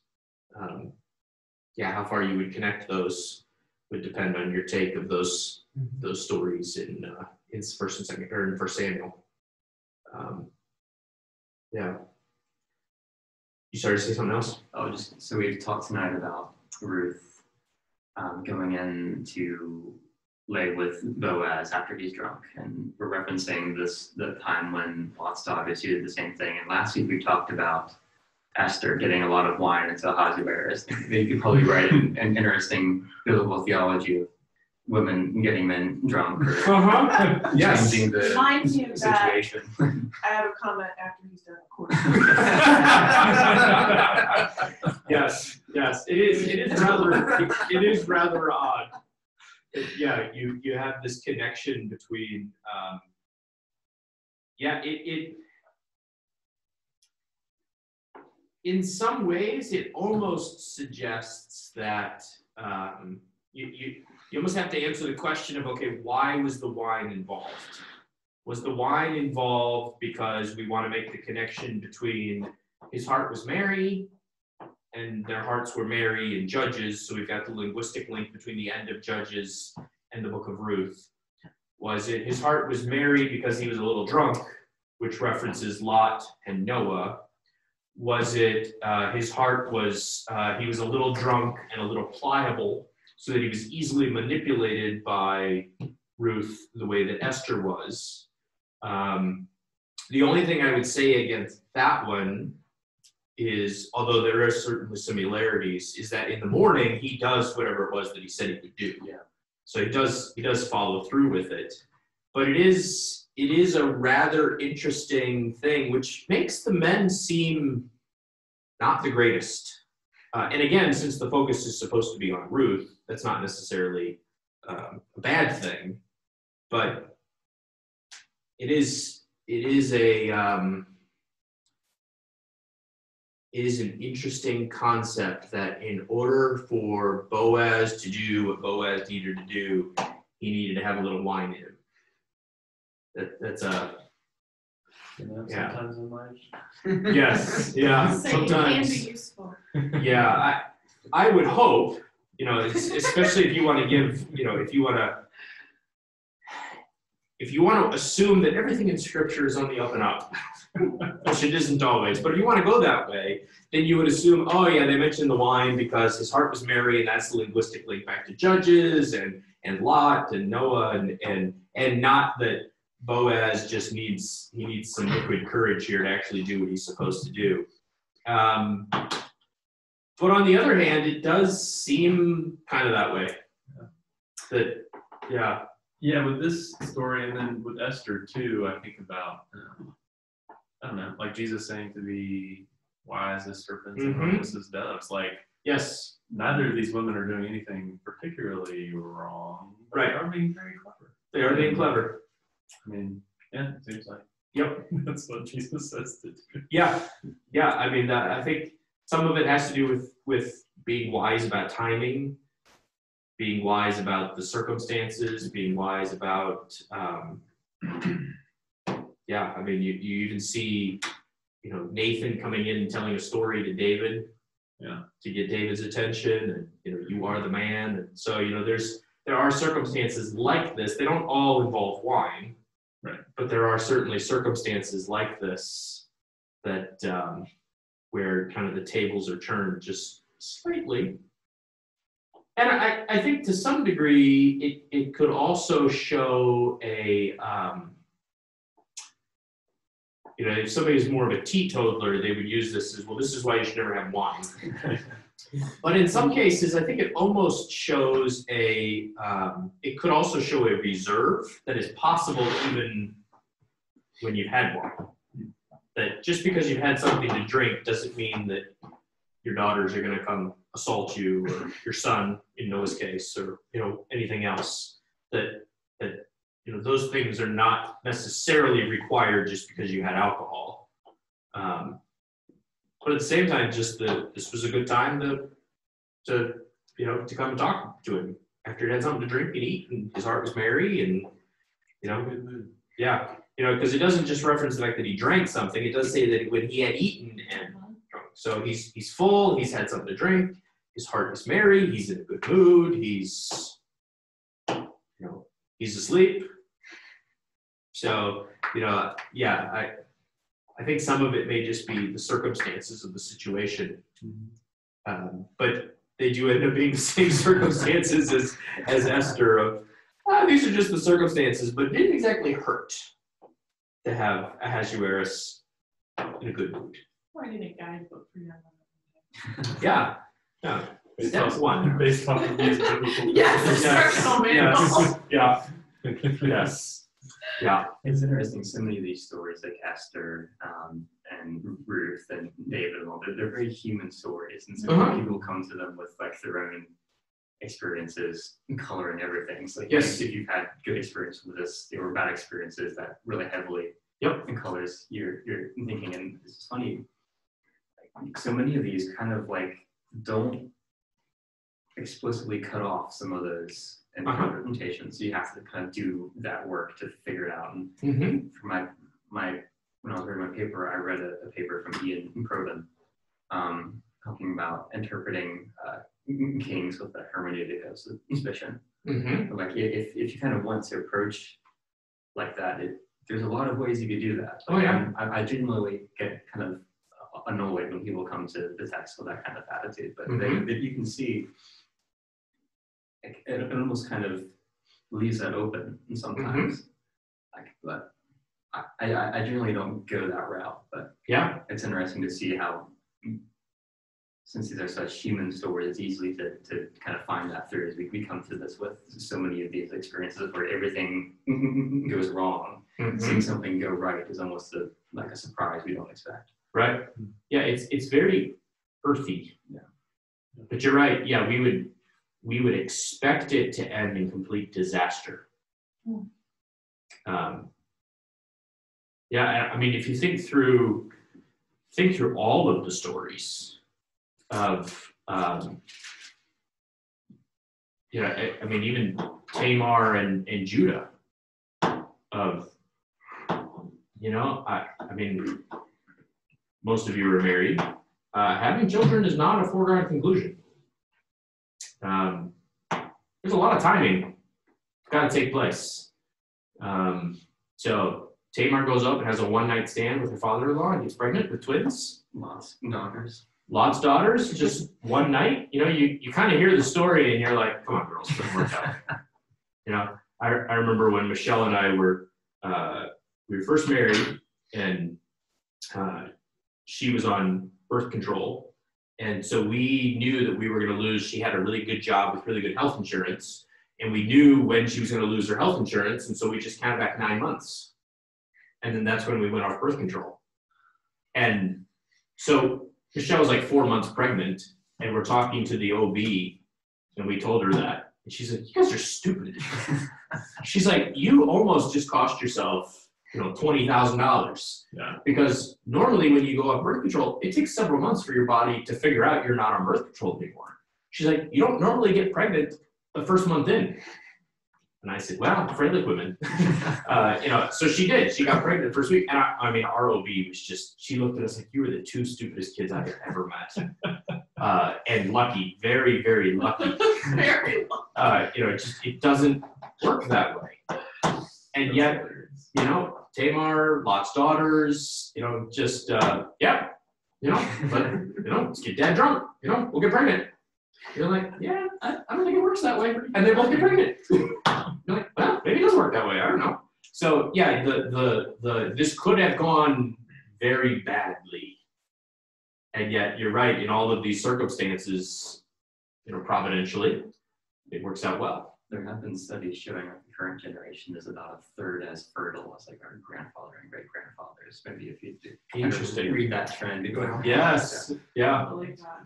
Yeah.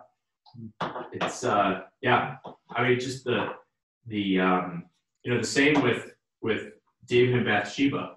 One night stand, I'm pregnant. Yeah. I can almost picture David being like, What? I don't know about that. Really? But David's like, "Oh, okay. Must be true. Must be mine." Again, it's just there's so much that could have gone wrong, that could have gone otherwise, that could have, Naomi obviously has a lot of faith in Boaz to do the right thing. Trusts him. He is called a man of character. A man of character, actually, I think he might even call it a man of worthy man in chapter chapter 2. I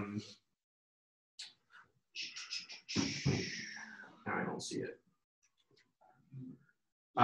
Verse 1. Yeah, a man of Chayil, Gibor Chayil. Instead of an Ishet Chayil, woman of character, this is a Gibor Chayil. So she trusts him to send her innocent, and who knows how old Ruth is at this point.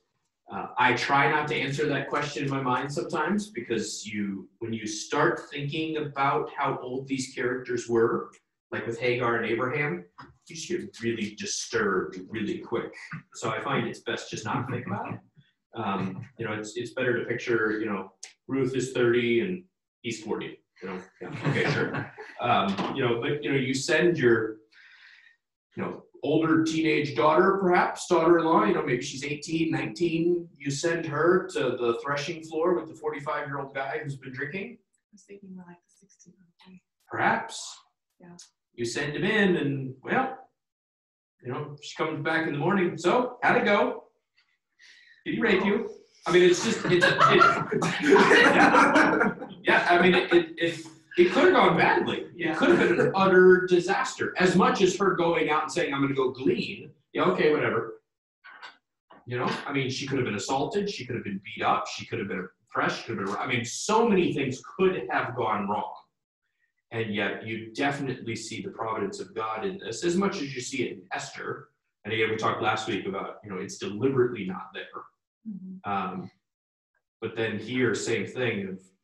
You see God working out these details and working out and orchestrating the events to bring about the desired outcome, which in some ways is comforting, but in some ways does also call into question how much of it is we should be emulating this exact same thing. Perhaps we should be emulating the faith that is demonstrated here, but do you sign your daughter-in-law up for the harem, or your niece up for the harem, or if she's taken, do you trust God that it's going to work out okay that she's about to go sleep with the emperor in a year? Do you send your daughter-in-law in unaccompanied to a strange man at night? That worked for Ruth. I think sometimes we need to realize, we're trusting God and we're acting wisely, right? But that doesn't necessarily mean that we just carte blanche do. It's not directly prescribed. Yes, and I think that's an important caveat to remember here. We're determined, but we need to act wisely. It could have been a complete disaster, and by God's providence, it was not. But when we take matters into our own hands, sometimes it is a complete disaster. And so before we say, I'm going to do this, we need to be, think it through. So we can't just have more of a fatalistic, moralistic approach to Ruth. And again, keeping in mind that overarching theme that's very important of what she's really having faith in is the covenant of God. The covenant of God and her covenant. She's being faithful, and she's trusting that this God that Naomi doesn't seem to believe in is actually going to do what Naomi says he's going to do. So we're going back to Bethlehem because the Lord Yahweh has visited his people. I'll take your word for it. You haven't really convinced me that he visits anything, but whatever you say, your God will be my God. Well, now I made that covenant, now I have to live with it. So now I actually have to trust this God. And, so that's kind of the overarching idea and the theme and what it is that you would emphasize as you were teaching and preaching a sermon about what it is that Ruth teaches us about covenant faithfulness, both the covenant faithfulness of God, but also my covenant faithfulness and what that looks like then in what I do. I'm motivated by my covenant faithfulness to God. But that also then automatically puts limits on what I do. I'm not going to go get the guy drunk at night and sleep with him, even though Tamar did something similar. Instead, I'm going to act wisely and I'm going to trust God. So my wisdom, or Ruth's wisdom, looks different than Tamar's wisdom, but we're also, 600-700 years separated here in terms of time, and that's significant. So now to be even more separated, by now 3,000, 3,200 years, that's pretty significant as well. That it looks different today, even though the message may be the same today. That vulnerability may look different today. It's something that I have thought of, being a father of daughters, of where is that line between trusting God and believing that my daughters are going to be used by God to change the world. And there's a fine line between the two of, what if one of my daughters says, I want to join the military? Military is a dangerous place for women. One of my daughters says, I want to go to a secular campus. Secular college campuses are a dangerous place for women. 1 in 4 is the statistic of sexual assault on college campuses. I mean, it's awful. So, my daughter says, I want to do this. Where's the line of I'm trusting God that this is what my daughter has been called to. This is what she feels called to. This is what she views it as being covenantally faithful to God and pursuing Him. And I'm a father and it's my job to protect you. Sometimes it's a little easier when your daughter says, Dad, I want to be a missionary to Timbuktu. Okay, fine. Missions is great. I'm going by myself. Okay, now hold on. You had me until that. So even there of, okay, where are we being prudent? And yet where are we still being bold?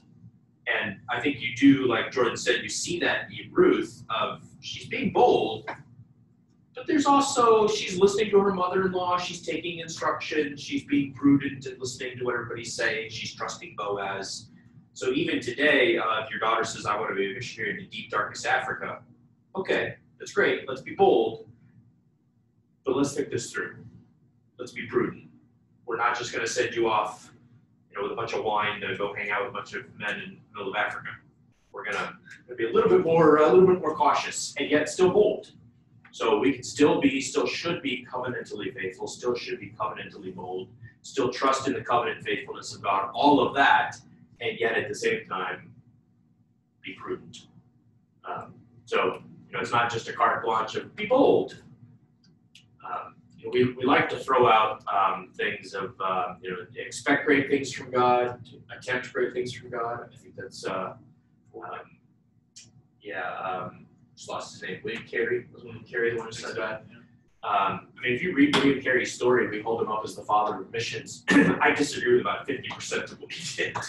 Some of the things that he did are just horrific. Destroyed his family. Most of his family, most of his kids did not trust in Christ because he was a horrible father. So you're like, okay, so it's great. You went to India, but at what cost?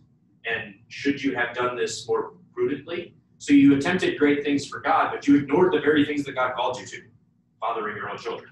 So, at some level, we need to be careful of this kind of fatalistic, I'm going to do this and God's going to bless my efforts. And let's be prudent. Let's be wise here. Is attempting great things for God? You're going to attempt great things for yourself. Yes. Yeah. I think that's an important caveat. Is it just, I want to do this? And it's a good thing, so then I will do it. Or is it, I'm going to attempt great things for God, but I will do it in a prudent manner and honor their other responsibilities that He's also given me. One of the sayings that my dad used to say was, just because there's a need doesn't mean you're called. And I think that's an important part to remember of, I have a responsibility. There are certain things that I know that I'm called to. And I need to be careful that I don't violate those callings to go do something else that I may not be called to. I would love to go teach seminary in other countries, but there are so many horror stories of kids who have walked away from the faith because they never saw their parents, because their parents were always on the mission field. By the grace of God, Franklin Graham came back to Christ, but for a long time, he left the faith because he never saw his dad. He said, it was either the kids or God, and Dad chose God. So why would I want that? And he came back to the faith eventually by God's grace. So even there, of Ruth is not reckless; she's bold. and she's wise, and there's a lot going on, and she does risk a lot, but it's we'll say it's an educated risk. She knows who Boaz is. Naomi knows who Boaz is. This is not a random guy. This is a Gabor Heil. This is a man of character. This is a mighty man. And she knows that she can trust him to do the right thing. Because she even says he's not going to rest until he does this. Yeah. She knows. She knows who he is.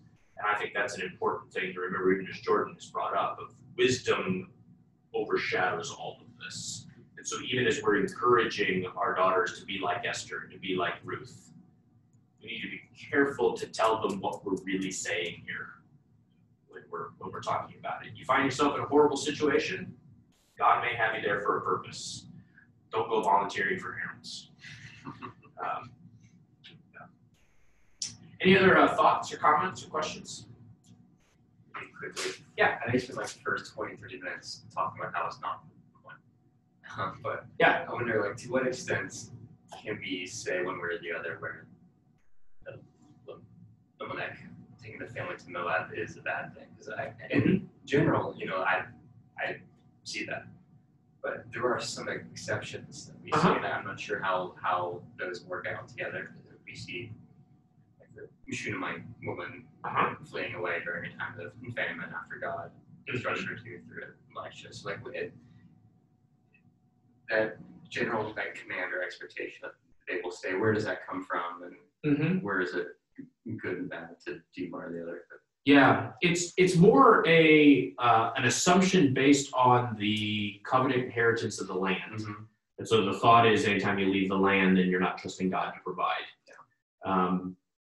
But you're right, the text does not condemn him.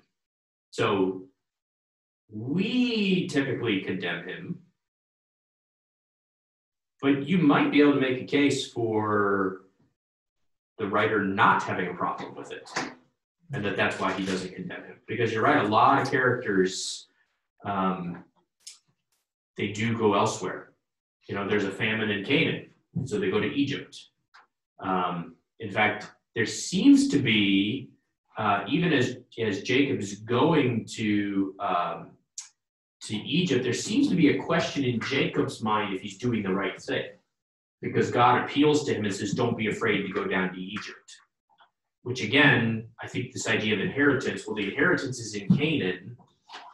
Should I be going to Egypt?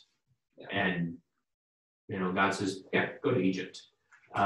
So it's more of an implicit assumption. But you're right, because the author does not offer a judgment, there needs to be some caution on our part of what is it that the author thinks. And that's a difficult question. And sometimes it would be better to leave the question unanswered rather than us coming out and saying, well, this is clearly bad. Well, it might be bad. Yeah. But even if it's bad, the author doesn't seem to care. The only benefit of seeing it as bad is it just makes Ruth seem that much more amazing. That she's trusting in this covenant that maybe they don't really trust in.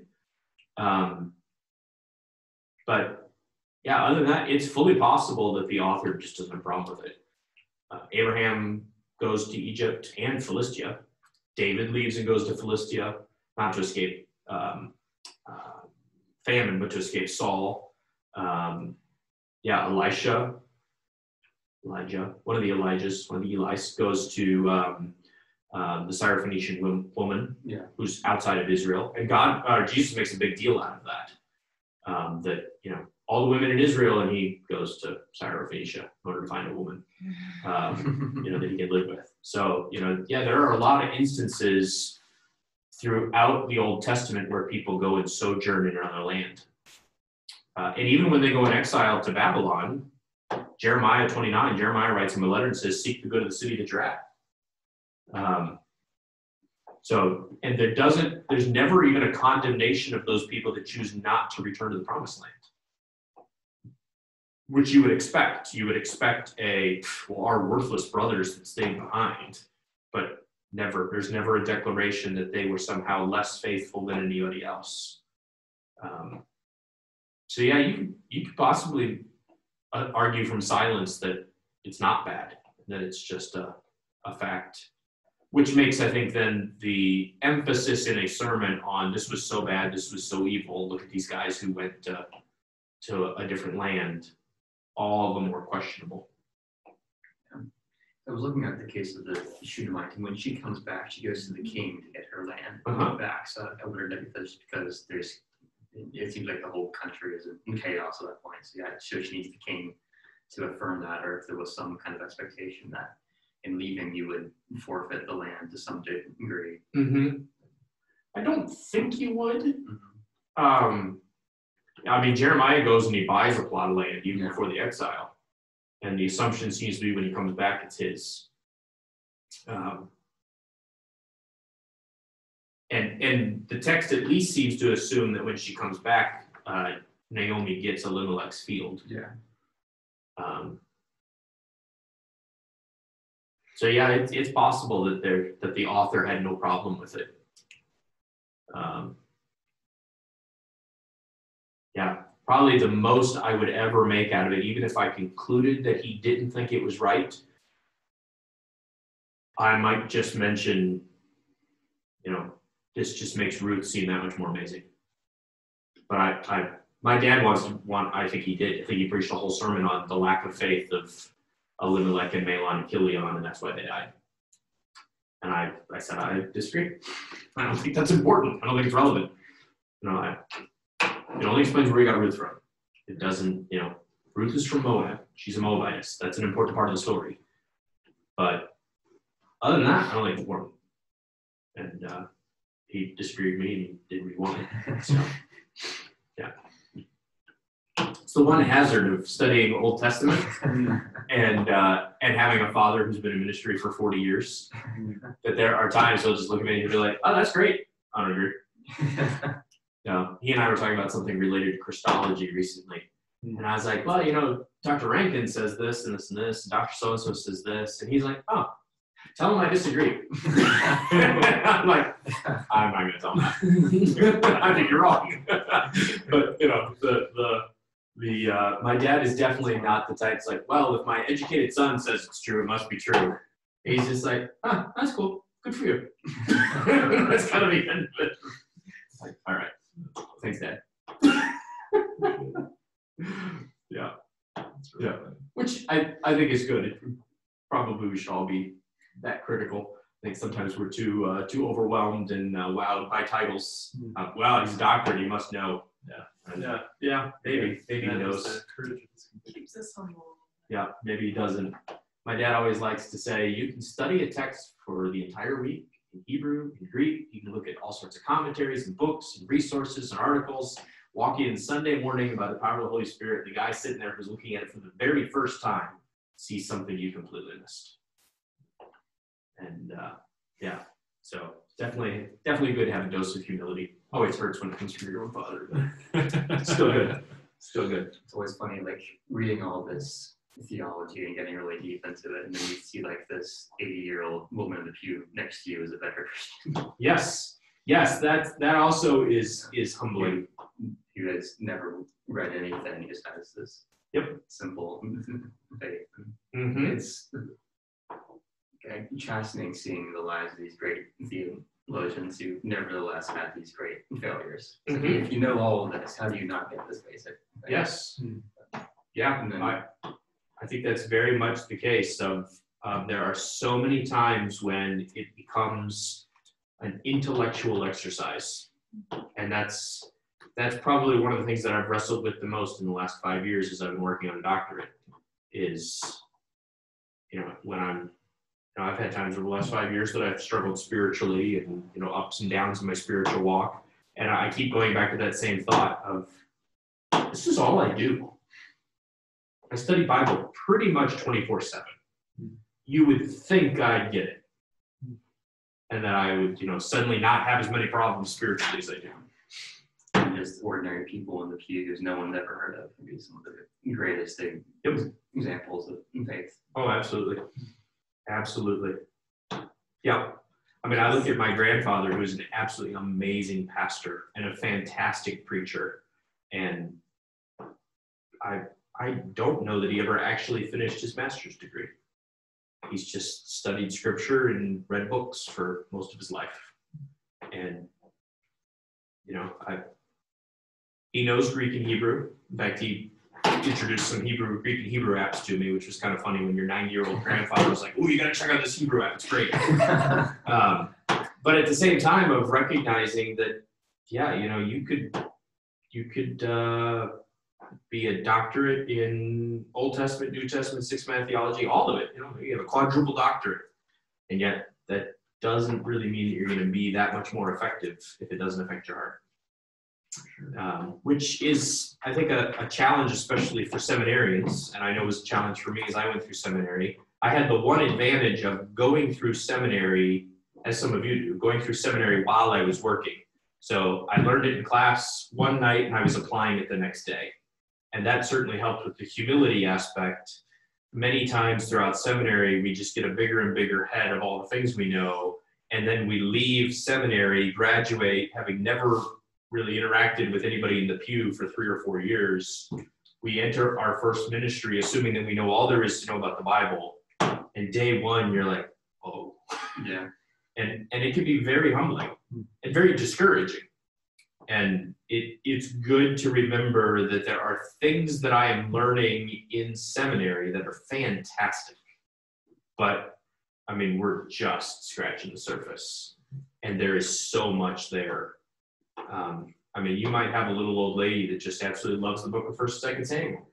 And that's what she does. She just reads 1st and 2nd Samuel, doesn't read any books on it, doesn't do any word studies. All she does is read 1st and 2nd Samuel. She just loves that book. And you come in, you have your doctorate in 1st and 2nd Samuel, and you start talking to her about 1st and 2nd Samuel, and she's like, well, I think it's this. And you just look at her and you think, I'm stupid. I can't believe that I spent all this time and all this money and all this energy and all these books, and she's right. She's right. And all she did was read it.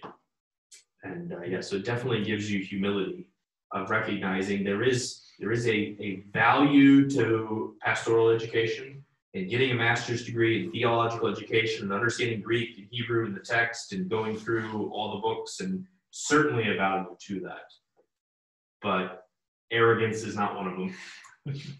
Arrogance is not one of them. That was Seminary 101 for Sean and I going through Jackson, because he went through 4 years. So he was basically doing it full time and had a few part-time jobs, but they were all part-time jobs within the church setting or within a academic TA or working for the registrar. He didn't have any real jobs. I had the real jobs where I was interacting with the crazy public, and I would come home and Yes. People are degenerate. Oh, yeah, I know. But one thing that we saw, and one thing that both of us had to guard ourselves against, was that idea from a lot of young guys that I obviously know I'm not perfect yet, but because I'm in seminary, because I'm learning all of these things, my classes are going to sanctify me. I'm not really involved with the local church quite yet. I know I need to get better about getting my butt out of bed on Sunday morning, but you know, the classes will work. They'll make me a pastor. You know, fill in whatever spiritual struggle you want to put there. And by the end, you're more likely to be numbed to it rather than it sanctify you. So that was something that we saw a lot of guys go off the deep end by their senior year. It was really sad. But then just guarding our own hearts against, the intellectual stuff, it can get really fun. It can become its own hobby. But all of the facts, all the little details that we're looking at, if you don't have a genuine love for God, you don't know who He is, then all of these details become dust on the shelf instead of rubies. It's very humbling. Very humbling. Yeah. Yeah, it's definitely something to keep in mind as you're going through school. Something that I even had to keep in mind is I'm working on a doctorate. Same thing of, it can't just be academic.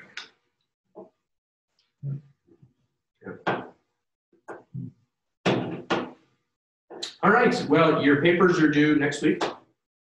maybe I'll have an extra week. No, you playing Sutton? So y'all have an extra week till next week. I'm still putting together the exam questions. I think the final exam is going to be a little different than the midterm. I think I ended up with, I don't know, like 30 questions on the final, and you had to pick 8, I think. And I think I'm going to end up with, I don't know, 8 or 9 questions on the final, and I'll have to do all but like 1 or something. So it won't be quite as many options, but I'll give them to you ahead of time, just like I did last time. So I'm having a tougher time coming up with questions because Yeah, we covered a lot. there's a lot that we covered in the first half, and we covered a lot in the second half, but not the questions are just a little more vague. Yeah, it's more, yeah, some of the stuff has been a lot more nuanced.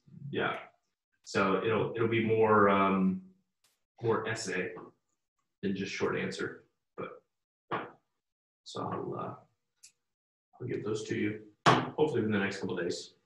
I'll have them done and posted. So maybe even I'll get them done Saturday morning and post them. So we'll see. Yeah. We still need to decide on a location for dinner on not next Thursday, but the Thursday after. It's hard to believe we're only 2 weeks from the end of the semester. So it's coming quick, coming very quick. So I've been to like 3 restaurants. So. okay. Do we want to go to a restaurant? Are we comfortable with that? I'm down. I'm fine with that. Just tell me where the food is. Okay. Do we have a particular type of cuisine, or? I'm not picky. I'll eat anything. Jordan. Fine, as long as it's not like a place that only serves like sauerkraut or. Yes. We were going to go to the sauerkraut emporium, but I guess we'll skip that. Yeah. Do you have anything lined, Kyle? Oh, I like everything. There are very few Anything but restaurants. Chinese. What's that? Anything but Yeah, I can't really eat Chinese anymore because of my diabetes, so I need to lay